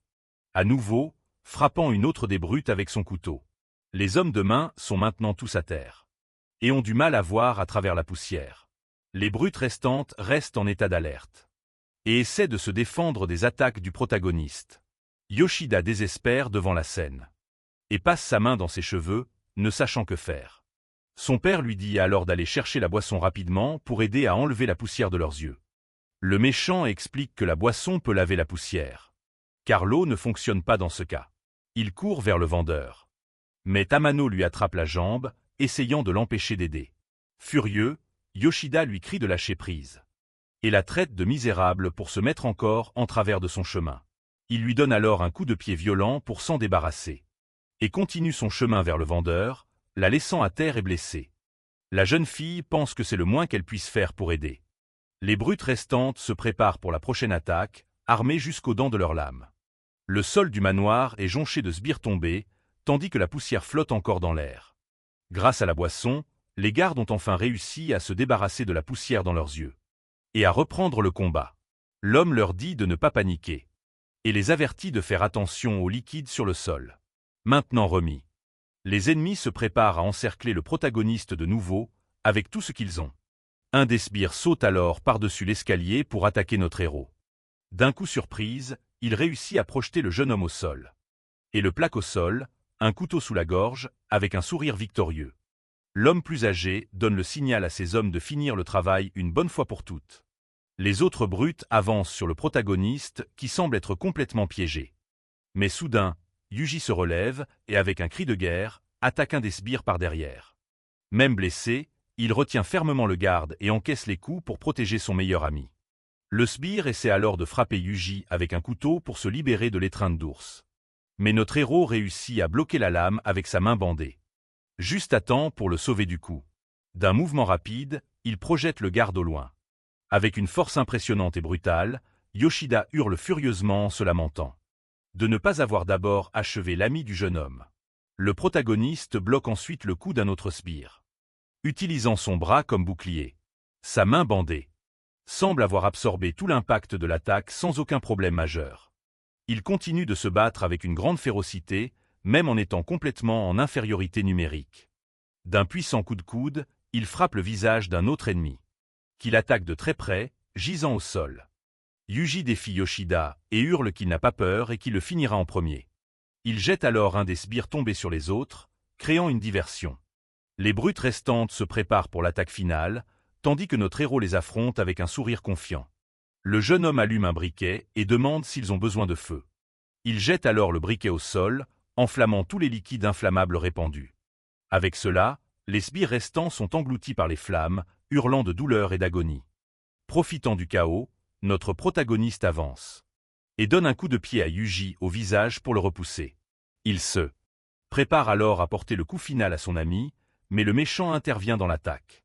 D'un puissant coup de pied, notre héros frappe Yoshida en plein visage avec une grande force. Le méchant tombe au sol, choqué, et se demande comment tout en est arrivé là. Si vite. Notre protagoniste lui marche alors sur le visage avec force, pour le clouer au sol. D'un regard froid, il demande si son ennemi a un dernier mot à dire. Mais le père de Yoshida prend une mono en otage et menace de la tuer s'il touche à son fils. L'homme presse le couteau contre le cou de la jeune fille, prêt à exécuter sa menace à tout moment. Notre héros le défie de tenter sa chance, tandis que Yoshida, au sol, supplie désespérément de pardon. Le méchant promet de blanchir son nom et de payer tout ce qu'il veut si le protagoniste l'épargne. L'homme plus âgé dit d'en finir et avertit que s'il touche à son fils, il ne montrera aucune pitié. Mais notre héros le fixe froidement et demande s'il a vraiment l'air d'avoir peur de disparaître. Amano et Yuji lui crient de ne pas s'inquiéter et lui disent de tous les achever d'un coup. Notre protagoniste exige alors que le méchant lui remette tout son argent. L'ennemi accepte sur le champ et dit qu'il a aussi des lingots d'or et qu'il va les chercher pour lui. Le méchant monte les escaliers et son père pense qu'il y a une arme dans le coffre-fort et que le jeune homme le paiera cher. Avec un sourire victorieux, l'homme dit à notre héros de prendre l'argent et de déguerpir sur le champ. Mais notre protagoniste échange un regard complice avec Amano, qui est blessé au sol et comprend le plan à cet instant précis. Le vieil homme remarque l'échange de regards et frappe la jeune fille avec une force terrible. D'un mouvement vif, le protagoniste lance l'un de ses couteaux vers l'ennemi principal. La lame fend l'air et atteint la tête du vieil homme en plein dans le mille. Avec une précision chirurgicale et sans hésitation, il avance et achève l'homme. Sous une série de coups brutaux et impitoyables, le type s'écroule sur le sol du manoir. Noir complet. Amado se relève péniblement, l'air totalement soulagé que le cauchemar soit enfin terminé. Notre héros s'approche et l'aide à se relever. Alors que le corps du type gît là, sur le sol, la jeune fille le prévient qu'il y a des armes dans la maison et qu'ils doivent rester sur leur garde. Soudain, Yoshida apparaît, armé jusqu'aux dents, jurant de les envoyer tous dans l'au-delà. Il descend les escaliers avec une valise pleine d'argent, hurlant qu'il a fait sa part du marché. Mais quand il arrive en bas, il voit son père étendu sur le sol et panique complètement. Les larmes aux yeux, le méchant hurle sur notre héros, lui demandant où est passé leur accord.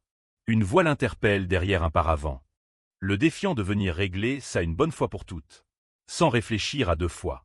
L'ennemi vide son chargeur sur le paravent, fou de rage. Mais il entend la voix à nouveau et aperçoit un téléphone portable diffusant un enregistrement près de 2 sbires.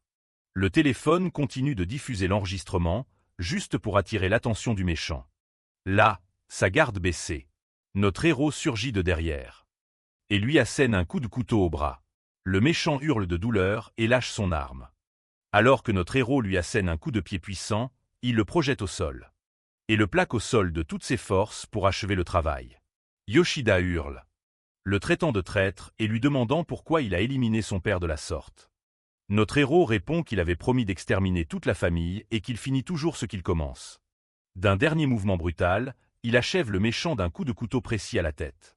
Amado et Yuji regardent en silence le corps de l'ennemi tombé sans vie sur le sol. Le couteau ensanglanté tombe au sol et le héros obtient enfin la vengeance dont il rêvait. Les larmes aux yeux, notre héros crie de soulagement qu'il a enfin vengé ses parents. Puis il se retourne et regarde Yuji et Amano, qui sont au sol, blessés mais hors de danger. La jeune fille peine à aider son amie à se relever, et elles s'appuient l'une sur l'autre pour s'en aller. Notre héros montre la sortie et lui dit d'y aller, car il a encore des affaires à régler seul. Il trouve un coffre-fort et l'ouvre, révélant des liasses de billets et des lingots d'or. Mais au milieu de tout cet argent, il remarque une enveloppe blanche, cachée au fond du coffre. Curieux, le type s'empare de l'enveloppe et la serre fort dans ses mains bandées. Dehors, Yuji et Mona traversent la neige, s'éloignant du manoir avec difficulté. Elles se retournent, le visage inquiet, se demandant ce que leur ami va faire. C'est alors que notre héros sort par la porte d'entrée, portant un grand sac noir. Il tend le sac et dit qu'il y a 40 millions en or. pour qu'elle se le partage et disparaisse. Amano se sent coupable et dit, d'une voix tremblante, qu'elle l'a trahi par le passé. Mais le type répond qu'elle a aussi été menacée, et qu'il est temps de laisser tomber toutes les rancunes. Yuji demande, le visage grave, si son ami ne va pas s'enfuir avec elle. Avec un regard triste et fatigué. Notre héros répond qu'il ne peut plus fuir. Mais son ami refuse de partir et le retient, disant qu'il reste avec lui, même si c'est la fin. Le héros montre l'enveloppe et dit qu'il a un plan, et qu'il ne les y entraînera pas. Amado est choqué et crie désespérément, comme si elle avait compris ce qu'il comptait faire. Il demande juste une nuit pour tout arranger, et promet de revenir vivant. Yuji la retient fermement, tandis qu'elle hurle qu'elle ne peut pas le laisser porter ce fardeau seul. Yuji retient la jeune femme et dit que ça suffit, et que maintenant, tout ce qu'ils peuvent faire, c'est croire en leur ami. Notre héros les regarde s'éloigner du manoir sous la neige qui tombe. La scène coupe sur un homme en costume, debout à côté d'un homme gisant sans vie sur le sol. Loin de là, Yuji et Amano se cachent sous un pont, pour se reposer de leurs blessures. L'homme regarde la jeune femme et demande ce que diable contenait cette mystérieuse enveloppe.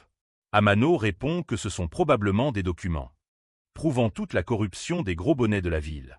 Perplexe, le jeune homme demande pourquoi quelque chose d'aussi important se trouverait dans cette maison en premier lieu. Elle révèle que le père du méchant était le chef adjoint de la police, donc il n'était pas difficile d'avoir accès à tout. L'ami de notre héros reste appuyé contre le mur, essayant de digérer toutes ces nouvelles informations. La jeune femme explique que, parce qu'il avait les preuves, les gros bonnets le protégeaient, et le laissaient faire ce qu'il voulait. Furieux, Yuji dit que si Tojo y va seul, il va mourir, et décide qu'il doit aller retrouver son ami. Mais la jeune femme le retient et lui demande de se calmer, croyant que le plan de l'homme a une chance de fonctionner. Elle explique que pour les gens puissants, le père du méchant était une nuisance, dont il voulait se débarrasser, et à cause de cela, la seule chance de Tojo de survivre est de les rejoindre pour atteindre son objectif. Ensuite, la scène montre une photo d'un vieil homme chauve au lit avec deux femmes. On voit que c'est notre héros, maintenant en costume, rangeant cette photo dans la poche de sa veste. Avec son nouveau look, le sac à la main, il monte les escaliers d'un grand temple, la nuit. Il continue de monter et voit deux gardes postés à la porte. L'attendant. Les agents de sécurité le bloquent et lui demandent qui il est. Mais le jeune homme dit simplement qu'il veut voir Monsieur Goeda, avec un air sérieux. L'un des sbires dit que le patron se repose et lui dit de revenir demain. Mais notre héros insiste et dit fermement que ça doit être aujourd'hui. Quoi qu'il arrive, le garde fait craquer ses phalanges et demande avec un sourire narquois si le gamin cherche à partir plus tôt. Imperturbable. Notre héros ouvre calmement la fermeture éclair du sac qu'il porte, et de l'intérieur. Il jette la tête du père du méchant sur le sol, choquant tout le monde présent. Les gardes sont terrifiés par la scène et demandent ce qu'ils comptent faire avec ça. Tojo leur dit de faire savoir à leur patron que Yoshida Manjirou a été pris en charge comme il se doit. Le garde devient nerveux avec le message, mais accepte d'attendre et de dire à son patron ce qui s'est passé. 2 minutes plus tard, une voix de l'intérieur du temple dit finalement au garde de le laisser passer. Il entre et voit 3 autres sbires debout dans la cour, l'attendant avec des visages impassibles. Notre héros s'approche d'une porte en bois et l'ouvre prudemment, pour enfin entrer. À l'intérieur, il trouve un homme chauve et tatoué, servi par une belle femme. Le grand patron prend sa tasse de thé et s'apprête à boire une gorgée, tout en fixant le nouveau venu, l'analysant. L'homme demande directement s'il est le Tojo que tout le monde recherche. L'homme est un peu surpris par la question et demande comment il sait exactement qui il est. Goeda dit que Manjiro a engagé des hommes pour s'occuper de lui. Et maintenant il est ici, suppliant pour sa vie. Agacé, le patron claque la table et demande comment il ose demander de l'aide après tout ça. Notre héros reste silencieux, entouré par les sbires du patron qui le fixent. Tojo le met au défi d'en finir si c'est ce qu'il pense, ou bien d'écouter sa proposition jusqu'au bout. L'air sérieux, il brandit l'enveloppe et demande ce que le patron pense de ce qu'il a. Goeda sourit et le trouve intéressant, mais demande une bonne raison de le garder en vie. La femme prend l'enveloppe des mains de notre héros pour la remettre à son patron. Elle se dirige avec l'enveloppe vers le grand patron qui attend à son bureau en bois. L'homme l'ouvre et y trouve la photo compromettante du vieil homme, avec les filles. Mais le patron n'a pas l'air impressionné du tout, et demande si le gamin pense pouvoir le faire chanter avec ça. Tojo répond que cela pourrait ne pas lui importer, Mais pour les pontes, oui, car il a des preuves encore plus accablantes. Avec un sourire confiant, il demande à l'homme s'il sait combien de personnes il a mis hors d'état de nuire. Point rien qu'aujourd'hui. Le boss s'agace et demande si c'est une menace. Car le gamin n'est pas de son calibre. Notre héros répond que ce n'est pas une menace. Point puisqu'il n'a absolument plus rien à perdre. Il révèle alors. Point que s'il ne donne pas signe de vie avant minuit, le reste des preuves ira directement à la police. Le boss s'en fiche toujours et demande ce que ça a à voir avec sa situation. C'est là que le jeune homme explique que le dernier endroit où il a été vu. Point c'était ici. Donc les gros bonnets penseront que c'est lui le cerveau. En entendant ça, l'homme est complètement choqué et sidéré par l'audace de notre MC. Il comprend enfin le plan et dit que le gamin n'est pas venu supplier de l'aide. Point mais pour l'entraîner dans sa chute. Tojo lui dit de choisir, utiliser les preuves. Point pour s'enrichir ou toucher le fond ensemble. Le boss rit, disant que c'est un gamin amusant. Point et qui lui rappelle lui-même à l'époque. Sur ce. Point l'homme offre un verre à notre héros en signe de respect et pour sceller l'accord. Sans hésiter. Point le jeune homme prend la tasse et boit tout d'un trait. Pour confirmer l'accord. Puis il repose la tasse vide sur le plateau. Concluant la discussion avec le boss de la mafia, Goda dit qu'il va régler le problème. Point mais à condition que le gamin travaille pour lui à partir d'aujourd'hui. Notre MC esquisse un léger sourire. Point acceptant l'offre et son nouveau destin. Dès lors, notre héros s'incline et jure. Point de dédier sa vie à servir son nouveau boss. Dès maintenant, Goda ordonne à son gros bras, Muto. Point de s'occuper de l'affaire et de contacter un flic pour étouffer le dossier. Le colosse accepte et se tourne pour partir afin d'accomplir sa nouvelle. Point mission importante. Puis le boss de la mafia prend sa canne, appuyé contre la table en bois, pour se lever. Il dit à la fille de bien traiter le gamin et de s'assurer qu'il reste là pour la nuit. Mais notre MC lui rappelle encore que s'il ne revient pas avant minuit. Point les preuves seront envoyées. Avec un sourire, le boss lui dit d'arrêter son numéro. Point car il sait exactement quelle est sa véritable intention. Il affirme avec certitude. Point que le gamin n'a jamais eu l'intention de faire ça depuis le début. Notre héros sourit et s'excuse de s'être fait démasquer, tandis que le boss s'éloigne. Quelque temps plus tard, la femme entre dans une pièce et commence à se préparer pour la nuit avec le jeune homme. Elle enfile ses bas avec soin et s'assoit sur le bord du lit. Attendant notre héros, elle l'appelle d'une voix séductrice. Disant que le boss a ordonné de très bien le traiter ce soir. Le MC s'approche de la dame. Point qui est assise sur le bord de la baignoire à l'attendre. Mais soudain, il lui jette une robe. Il dit qu'il est épuisé, demande à être laissé seul en paix et lui claque la porte au nez. L'air frustré, la fille semble agacée par le manque d'intérêt de notre MC. Pendant ce temps, notre héros se prélasse dans une baignoire remplie d'eau chaude. Point pour se reposer. Dans une autre pièce, le boss fume calmement un cigare. Point tandis que la femme l'observe attentivement de loin. Elle commente, comme prévu. Point que le jeune homme ne l'a même pas regardé 2 fois. Dans la pièce, Goda acquiesce, disant qu'il n'est pas ordinaire. Point car peu de gens peuvent réprimer leurs désirs comme ça. La femme demande à son boss. Point si elle doit garder un œil attentif sur notre MC. Goda acquiesce. Point et dit qu'il ne sera pas facile à gérer, mais qu'avec le temps, il découvrira sa faiblesse. Avec un air sérieux, le boss se demande s'il peut vraiment se sentir en sécurité. Point en faisant de lui son nouveau pion. La dame se tourne alors vers l'homme avec une expression sérieuse. Point et dit qu'elle a bien compris le message. Le lendemain, nous voyons notre héros. Point dormir paisiblement dans un lit confortable au temple de la mafia. Un certain temps passe. Soudainement. Point les yeux de notre MC s'ouvrent brusquement, comme s'il venait de faire un cauchemar. Surpris, il se redresse dans son lit. Point la sueur coulant sur son visage et l'air terrifié. C'est alors que la femme apparaît. Assise sur le lit, elle lui souhaite un bon matin en essuyant la sueur de son visage. Tojo la remercie pour ses bons soins et dit qu'il a retrouvé la forme, lui demandant de remercier Goda de sa part. Mais la dame dit qu'il n'y a pas le feu et lui montre la télécommande pour qu'il puisse voir quelque chose. À la télé, les infos annoncent un incendie qui a causé la mort de Yoshida et de ses fils. Le gars est impressionné par la rapidité, mais demande ce qu'il en est des 8 autres brutes qui étaient là.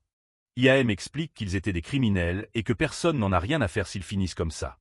Elle l'invite ensuite à arrêter de s'inquiéter pour tout et à simplement profiter de l'instant avec elle. Là, avec un air sérieux, notre MC s'approche de la dame et lui demande son nom. Elle sourit et se présente comme IAM Munakata, heureuse qu'il ait enfin décidé de demander. Mais Tojo s'excuse et dit qu'il a quelque chose à régler. S'éloignant d'elle sur le lit, avec un air agacé, la femme le regarde se lever et quitter la pièce. La scène nous ramène ensuite au pont où Tojo s'approche d'Amano et Yuji. En le voyant, la fille est surprise et se lève pour l'accueillir après tout ce qui s'est passé. Les larmes aux yeux, Amano le serre fort dans ses bras et crie de soulagement qu'il est enfin en sécurité. Elle dit ensuite avec un sourire qu'elle savait qu'il reviendrait vivant auprès d'eux. Finalement, notre MC dit alors avec un air sérieux qu'à partir d'aujourd'hui, ils ne seront plus chassés. En entendant la nouvelle, la fille le serre encore plus fort et commence à pleurer des larmes de soulagement et de bonheur. Yuji est aussi ému et demande pourquoi elle pleure pour une si bonne nouvelle pour eux. La scène se déplace ensuite vers un vieux bâtiment délabré où les trois se sont installés. Et devant une table pleine de nourriture délicieuse, Yuji complimente ensuite la fille. Disant qu'il ne savait pas qu'elle avait un tel talent en cuisine, Amano se vante.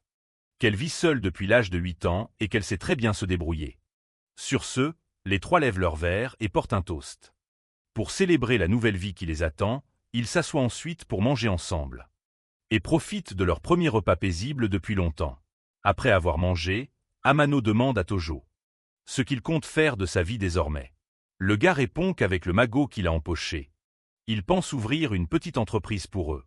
Yuji est emballé par l'idée et demande avec un sourire si cela signifie qu'ils sont maintenant les patrons. La fille dit ensuite à Tojo que quoi qu'il décide de faire, elle l'aidera avec tout ce dont il aura besoin. Yuji regarde la dame et demande si elle ne va pas retourner travailler dans ce club. Après tout, elle révèle que son jeune frère est malade.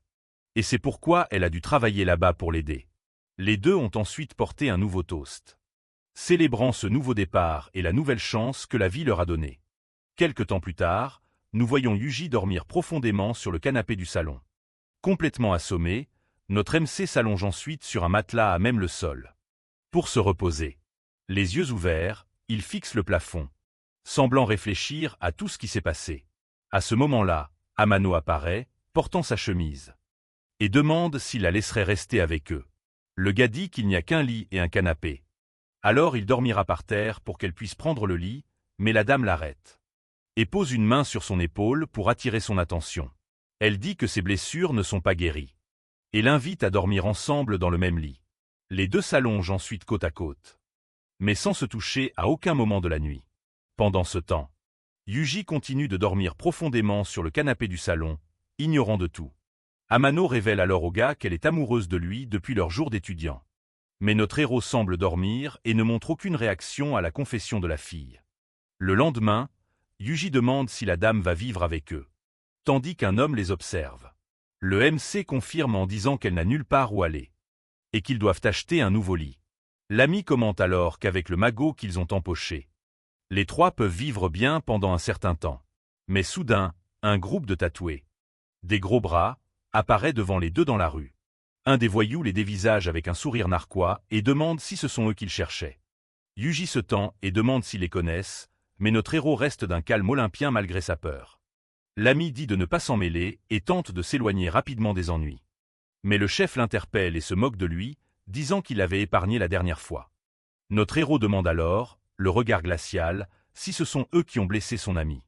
Avant que le type ne crie qu'il n'a rien fait, les suppliant de ne pas commencer de bagarre. La brute menace alors de le tabasser chaque fois qu'il le verra dans la rue, et lui dit de se tenir prêt. Le trio de voyous fixe les deux amis. Point avec mépris, prêt à commencer une bagarre sur le champ. Mais le chef s'agace. Point et assène une gifle au visage de Tojo, lui demandant s'il a un problème. Sans perdre de temps, notre héros riposte avec un coup de poing dévastateur. Point en plein visage de l'agresseur. Sous la force du coup. Point la brute est projetée en l'air et s'écrase lourdement au sol. Complètement sonné, il reste à terre. Point le visage tuméfié et couvert de sang à cause du coup qu'il a encaissé. Les deux autres sbires courent aider leur chef et le traitent de salaud pour avoir riposté. Notre héros ouvre alors sa chemise et révèle sa poitrine couverte de cicatrices de bataille. Les voyous se taisent un instant, surpris par l'attitude de notre héros. Furieux, le chef ordonne à ses sbires de lui tomber dessus avec tout ce qu'ils ont. Point et de l'achever une bonne fois pour toutes. Sur ce, les deux gros bras courent vers notre héros. Point pour l'attaquer ensemble. Mais le type esquisse un sourire sinistre. Point et semble plus que prêt pour le combat à venir. Le combat éclate et les deux sbires. Point se rue sur notre héros avec tout ce qu'ils ont, mais il esquive avec aisance et assène un puissant coup de poing. Poing en plein visage de l'un des ennemis. Le regard furieux. Poing, il continue de frapper la brute à terre sans aucune pitié. Il se tourne ensuite vers l'autre sbire. Poing et se prépare pour la prochaine attaque, le regard concentré. La dernière brute essaie de placer un coup de poing, mais notre héros bloque le coup facilement. Il saisit alors fermement le bras de l'ennemi et le tord pour l'immobiliser complètement. D'un puissant coup de genou, il achève la brute qui crache du sang sous l'impact. Le chef du groupe reste au sol, choqué et figé, en voyant ses sbires se faire mettre à terre. Effrayé, la brute demande à parler, mais notre héros continue de s'approcher. Il saisit alors le chef des voyous par le col, prêt à continuer la correction. Sans hésiter, le type assène un autre puissant coup de poing au visage de l'ennemi. Poing qu'il a provoqué. Mais Yuji le retient et lui demande d'arrêter. Poing car leur vie s'est enfin stabilisée. Tojo le lâche. Poing et le prévient qu'il le laisse partir aujourd'hui, mais que la prochaine fois, ce sera différent. Le sbire aide son chef à se relever pendant que notre héros se tourne pour partir. Il le menace en disant qu'ils connaissent son adresse. Mais le type les invite à passer quand ils veulent. Yuji explique que leur chef est Kuro-san. Poing, un type dangereux qui dirige tout ce quartier. Notre héros pose alors une main sur l'épaule de son ami. Poing pour essayer de le calmer un peu. Avec un sourire, il suggère de combattre ce chef. Poing et de prendre le contrôle de tout. L'ami est choqué par cette attitude. Poing et pense que Tojo a changé et est une personne différente maintenant. Il s'inquiète alors et dit qu'ils vont certainement amener une tonne de sbires au combat. Mais Yuji se souvient de deux types qu'il a aidés auparavant et dit qu'il va les appeler en renfort. La scène nous emmène alors vers une partie plus reculée et légèrement plus pauvre de la ville. Là, nous voyons un gros bras avec une sucette à la main et un autre type fumant une cigarette près de la clôture. Tojo les observe de loin et commente. Point qu'ils n'ont pas l'air d'être d'une grande aide dans un combat. Mais l'ami garantit que, point même s'ils ne se battent pas bien, ce sont des personnes de confiance absolue. Le type qui fume demande alors à Yuji qui est l'adversaire qu'ils vont affronter. Le poing serré, le type répond avec un regard sérieux. Que l'ennemi est ce type, Kuro-senin. En entendant ce nom, les deux nouveaux alliés sont complètement sous le choc et terrifiés par la situation. Tojo dit que ce sont eux qui ont blessé son ami et qu'il va régler ses comptes avec chacun d'entre eux. Mais le fumeur rit et dit qu'il n'a pas peur et qu'il voulait en finir avec ce salaud. Depuis longtemps. Le costaud est d'accord et dit qu'il attendait aussi ces mots.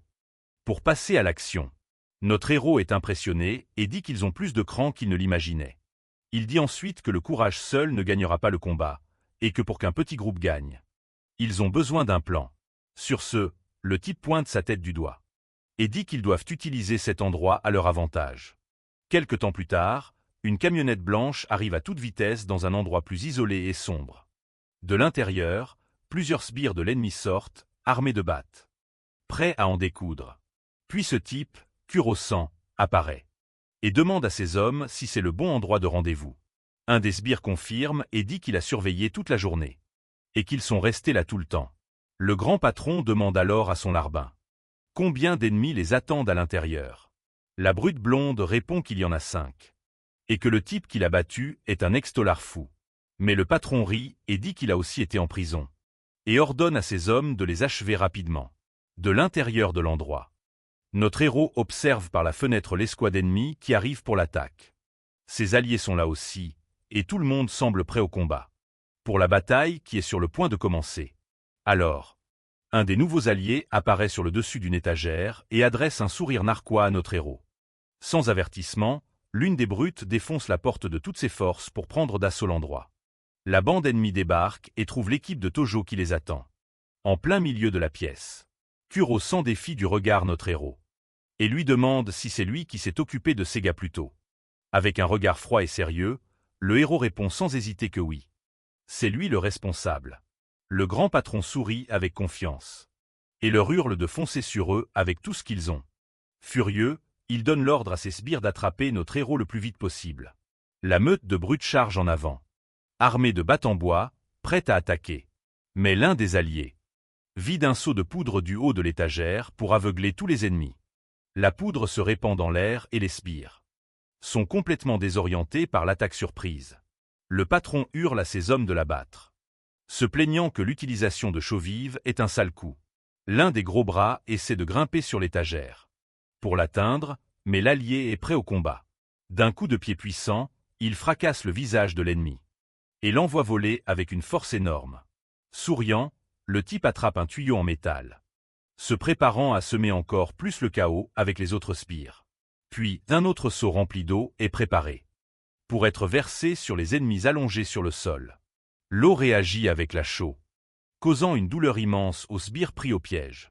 Le patron s'énerve et traite le groupe de nos héros de lâches pour cette tactique minable. Le combat fait rage, et Tojo parvient à arracher une batte à l'un des sbires au milieu du chaos. Il tord le bras de la brute de toutes ses forces, le faisant hurler de douleur à cause du mouvement. La brute blonde se plaint en disant que les méthodes du groupe sont sales et totalement injustes. Mais notre héros répond que c'est juste la fameuse règle du œil pour œil.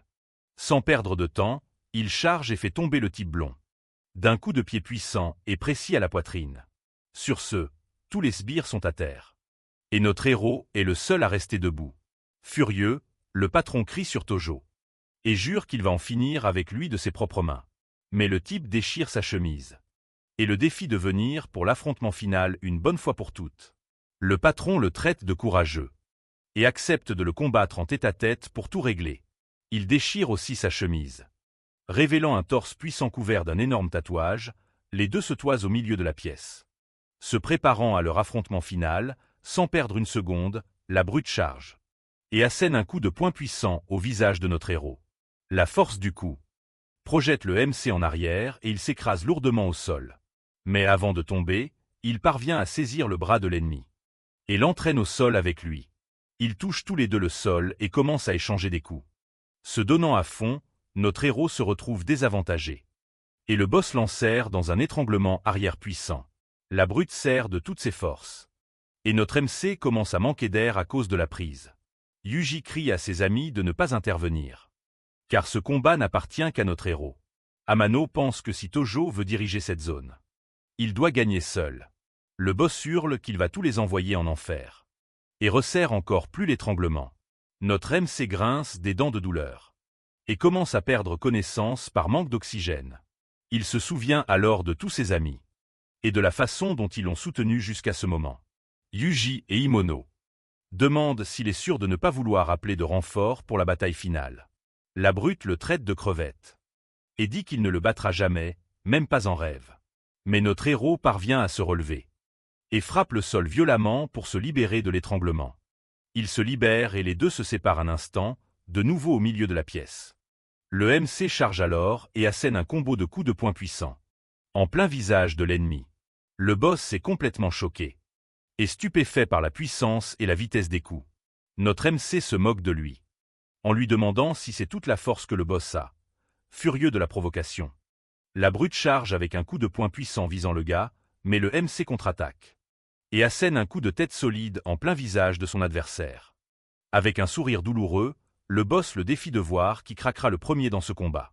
Sur ce, il commence à échanger des coups de tête brutaux au milieu de la pièce. Sans s'arrêter, notre MC saisit la tête de l'ennemi et continue de l'attaquer avec tout ce qu'il a.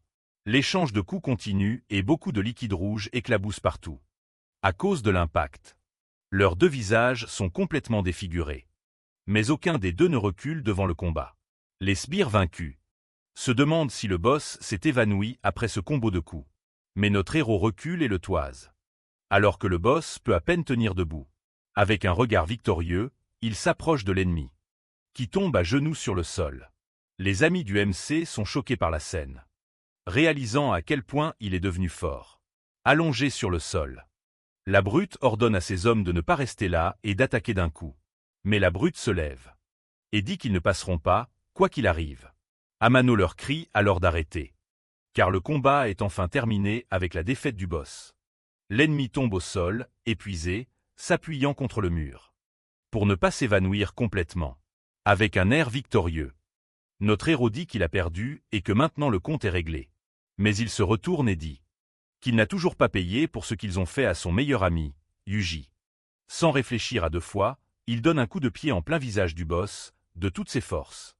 Pour finir le travail, la brute s'éteint pour de bon et s'écroule au sol.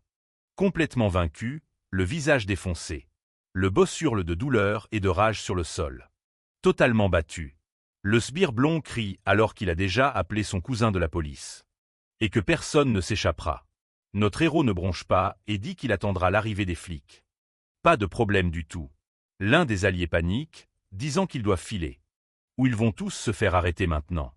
Mais le MC ramasse calmement sa chemise du sol, se préparant à ce qui va arriver. Il dit à ses amis de se calmer, car personne ne sera arrêté et ils vont attendre. Le fumeur en doute encore, disant qu'il pourrait être complètement foutu dans cette situation. Mais Yuji le calme en disant que tout va bien et qu'il doit faire confiance à son ami. C'est alors que des pas se font entendre et que les flics arrivent enfin sur les lieux du chaos.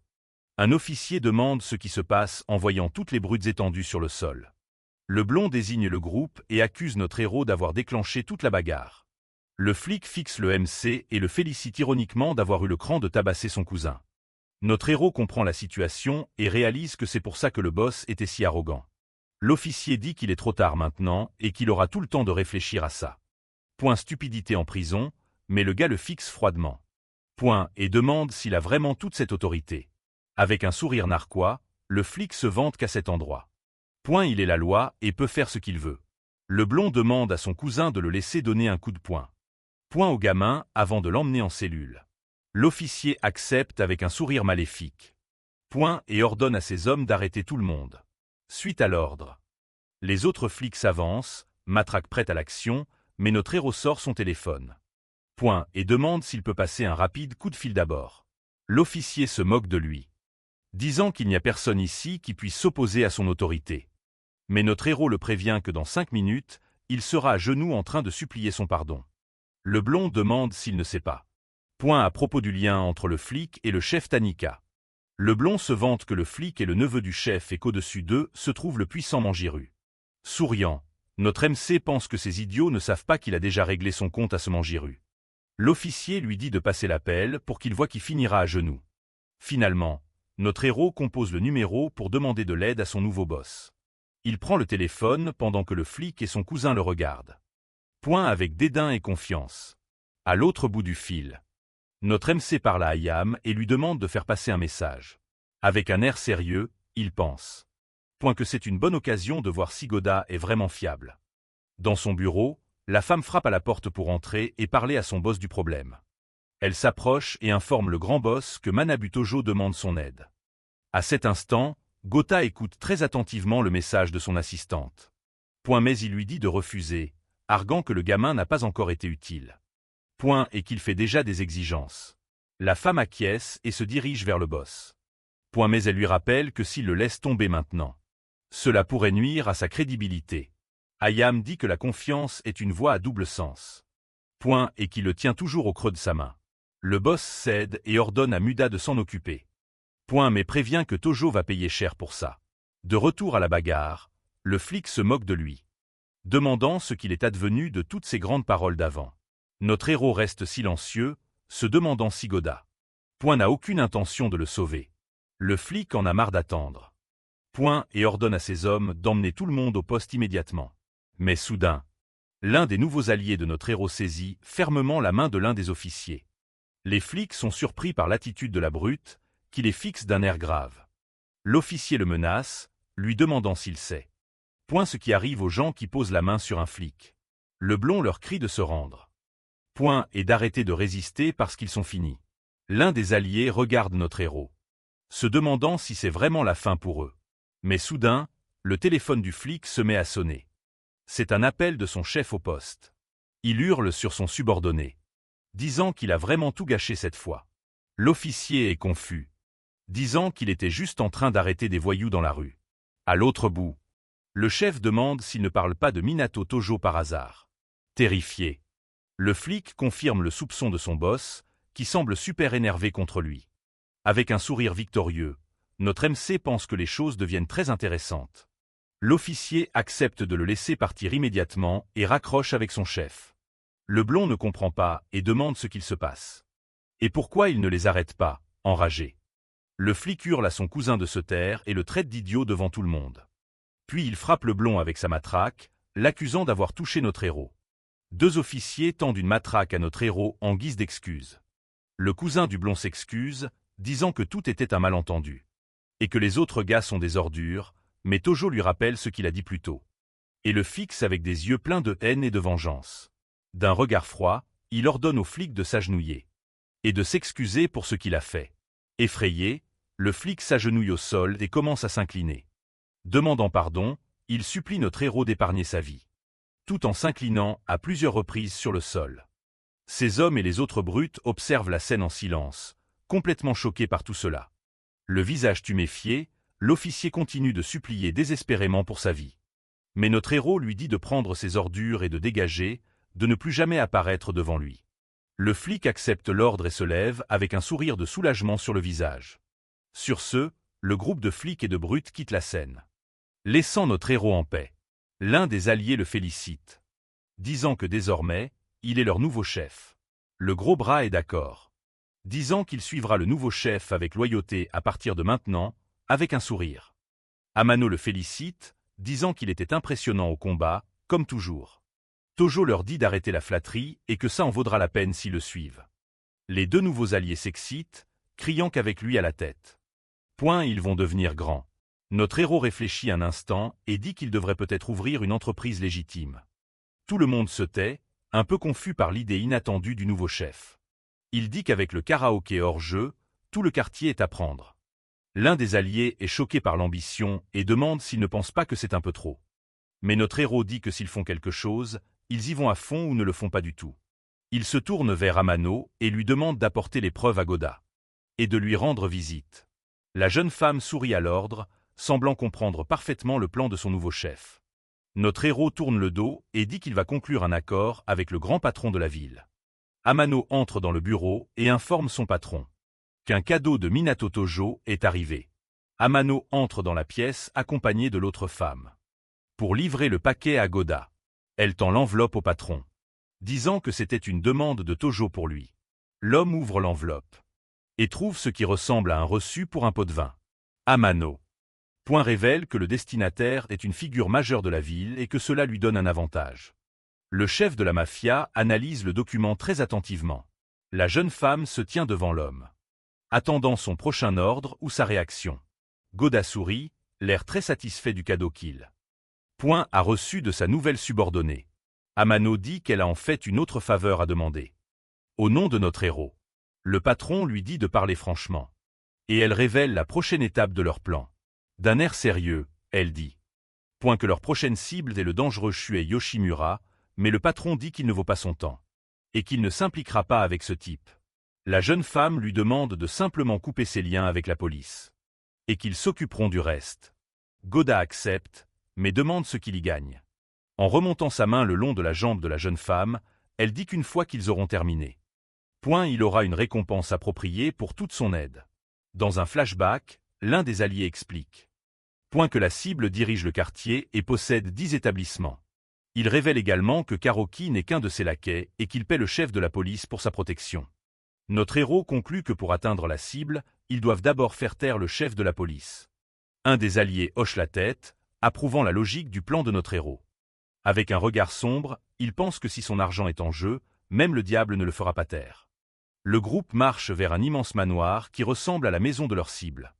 Un des alliés s'inquiète, disant qu'une attaque frontale est risquée, car il aura beaucoup de gardes, mais notre MC le calme, en disant qu'ils sont là pour parler, pas pour se battre, avec un sourire. L'allié dit qu'il a compris le plan et qu'il est avec le boss jusqu'au bout. Sur ce, le groupe de notre héros envahit la propriété, franchissant le portail d'entrée avec agilité. Mais à peine entrés, ils sont accueillis par 2 chiens de garde qui leur aboient dessus. Les Doberman foncent sur le groupe, prêts à attaquer quiconque s'approche. Avec un regard intimidant, notre MC leur dit de ne pas avoir peur.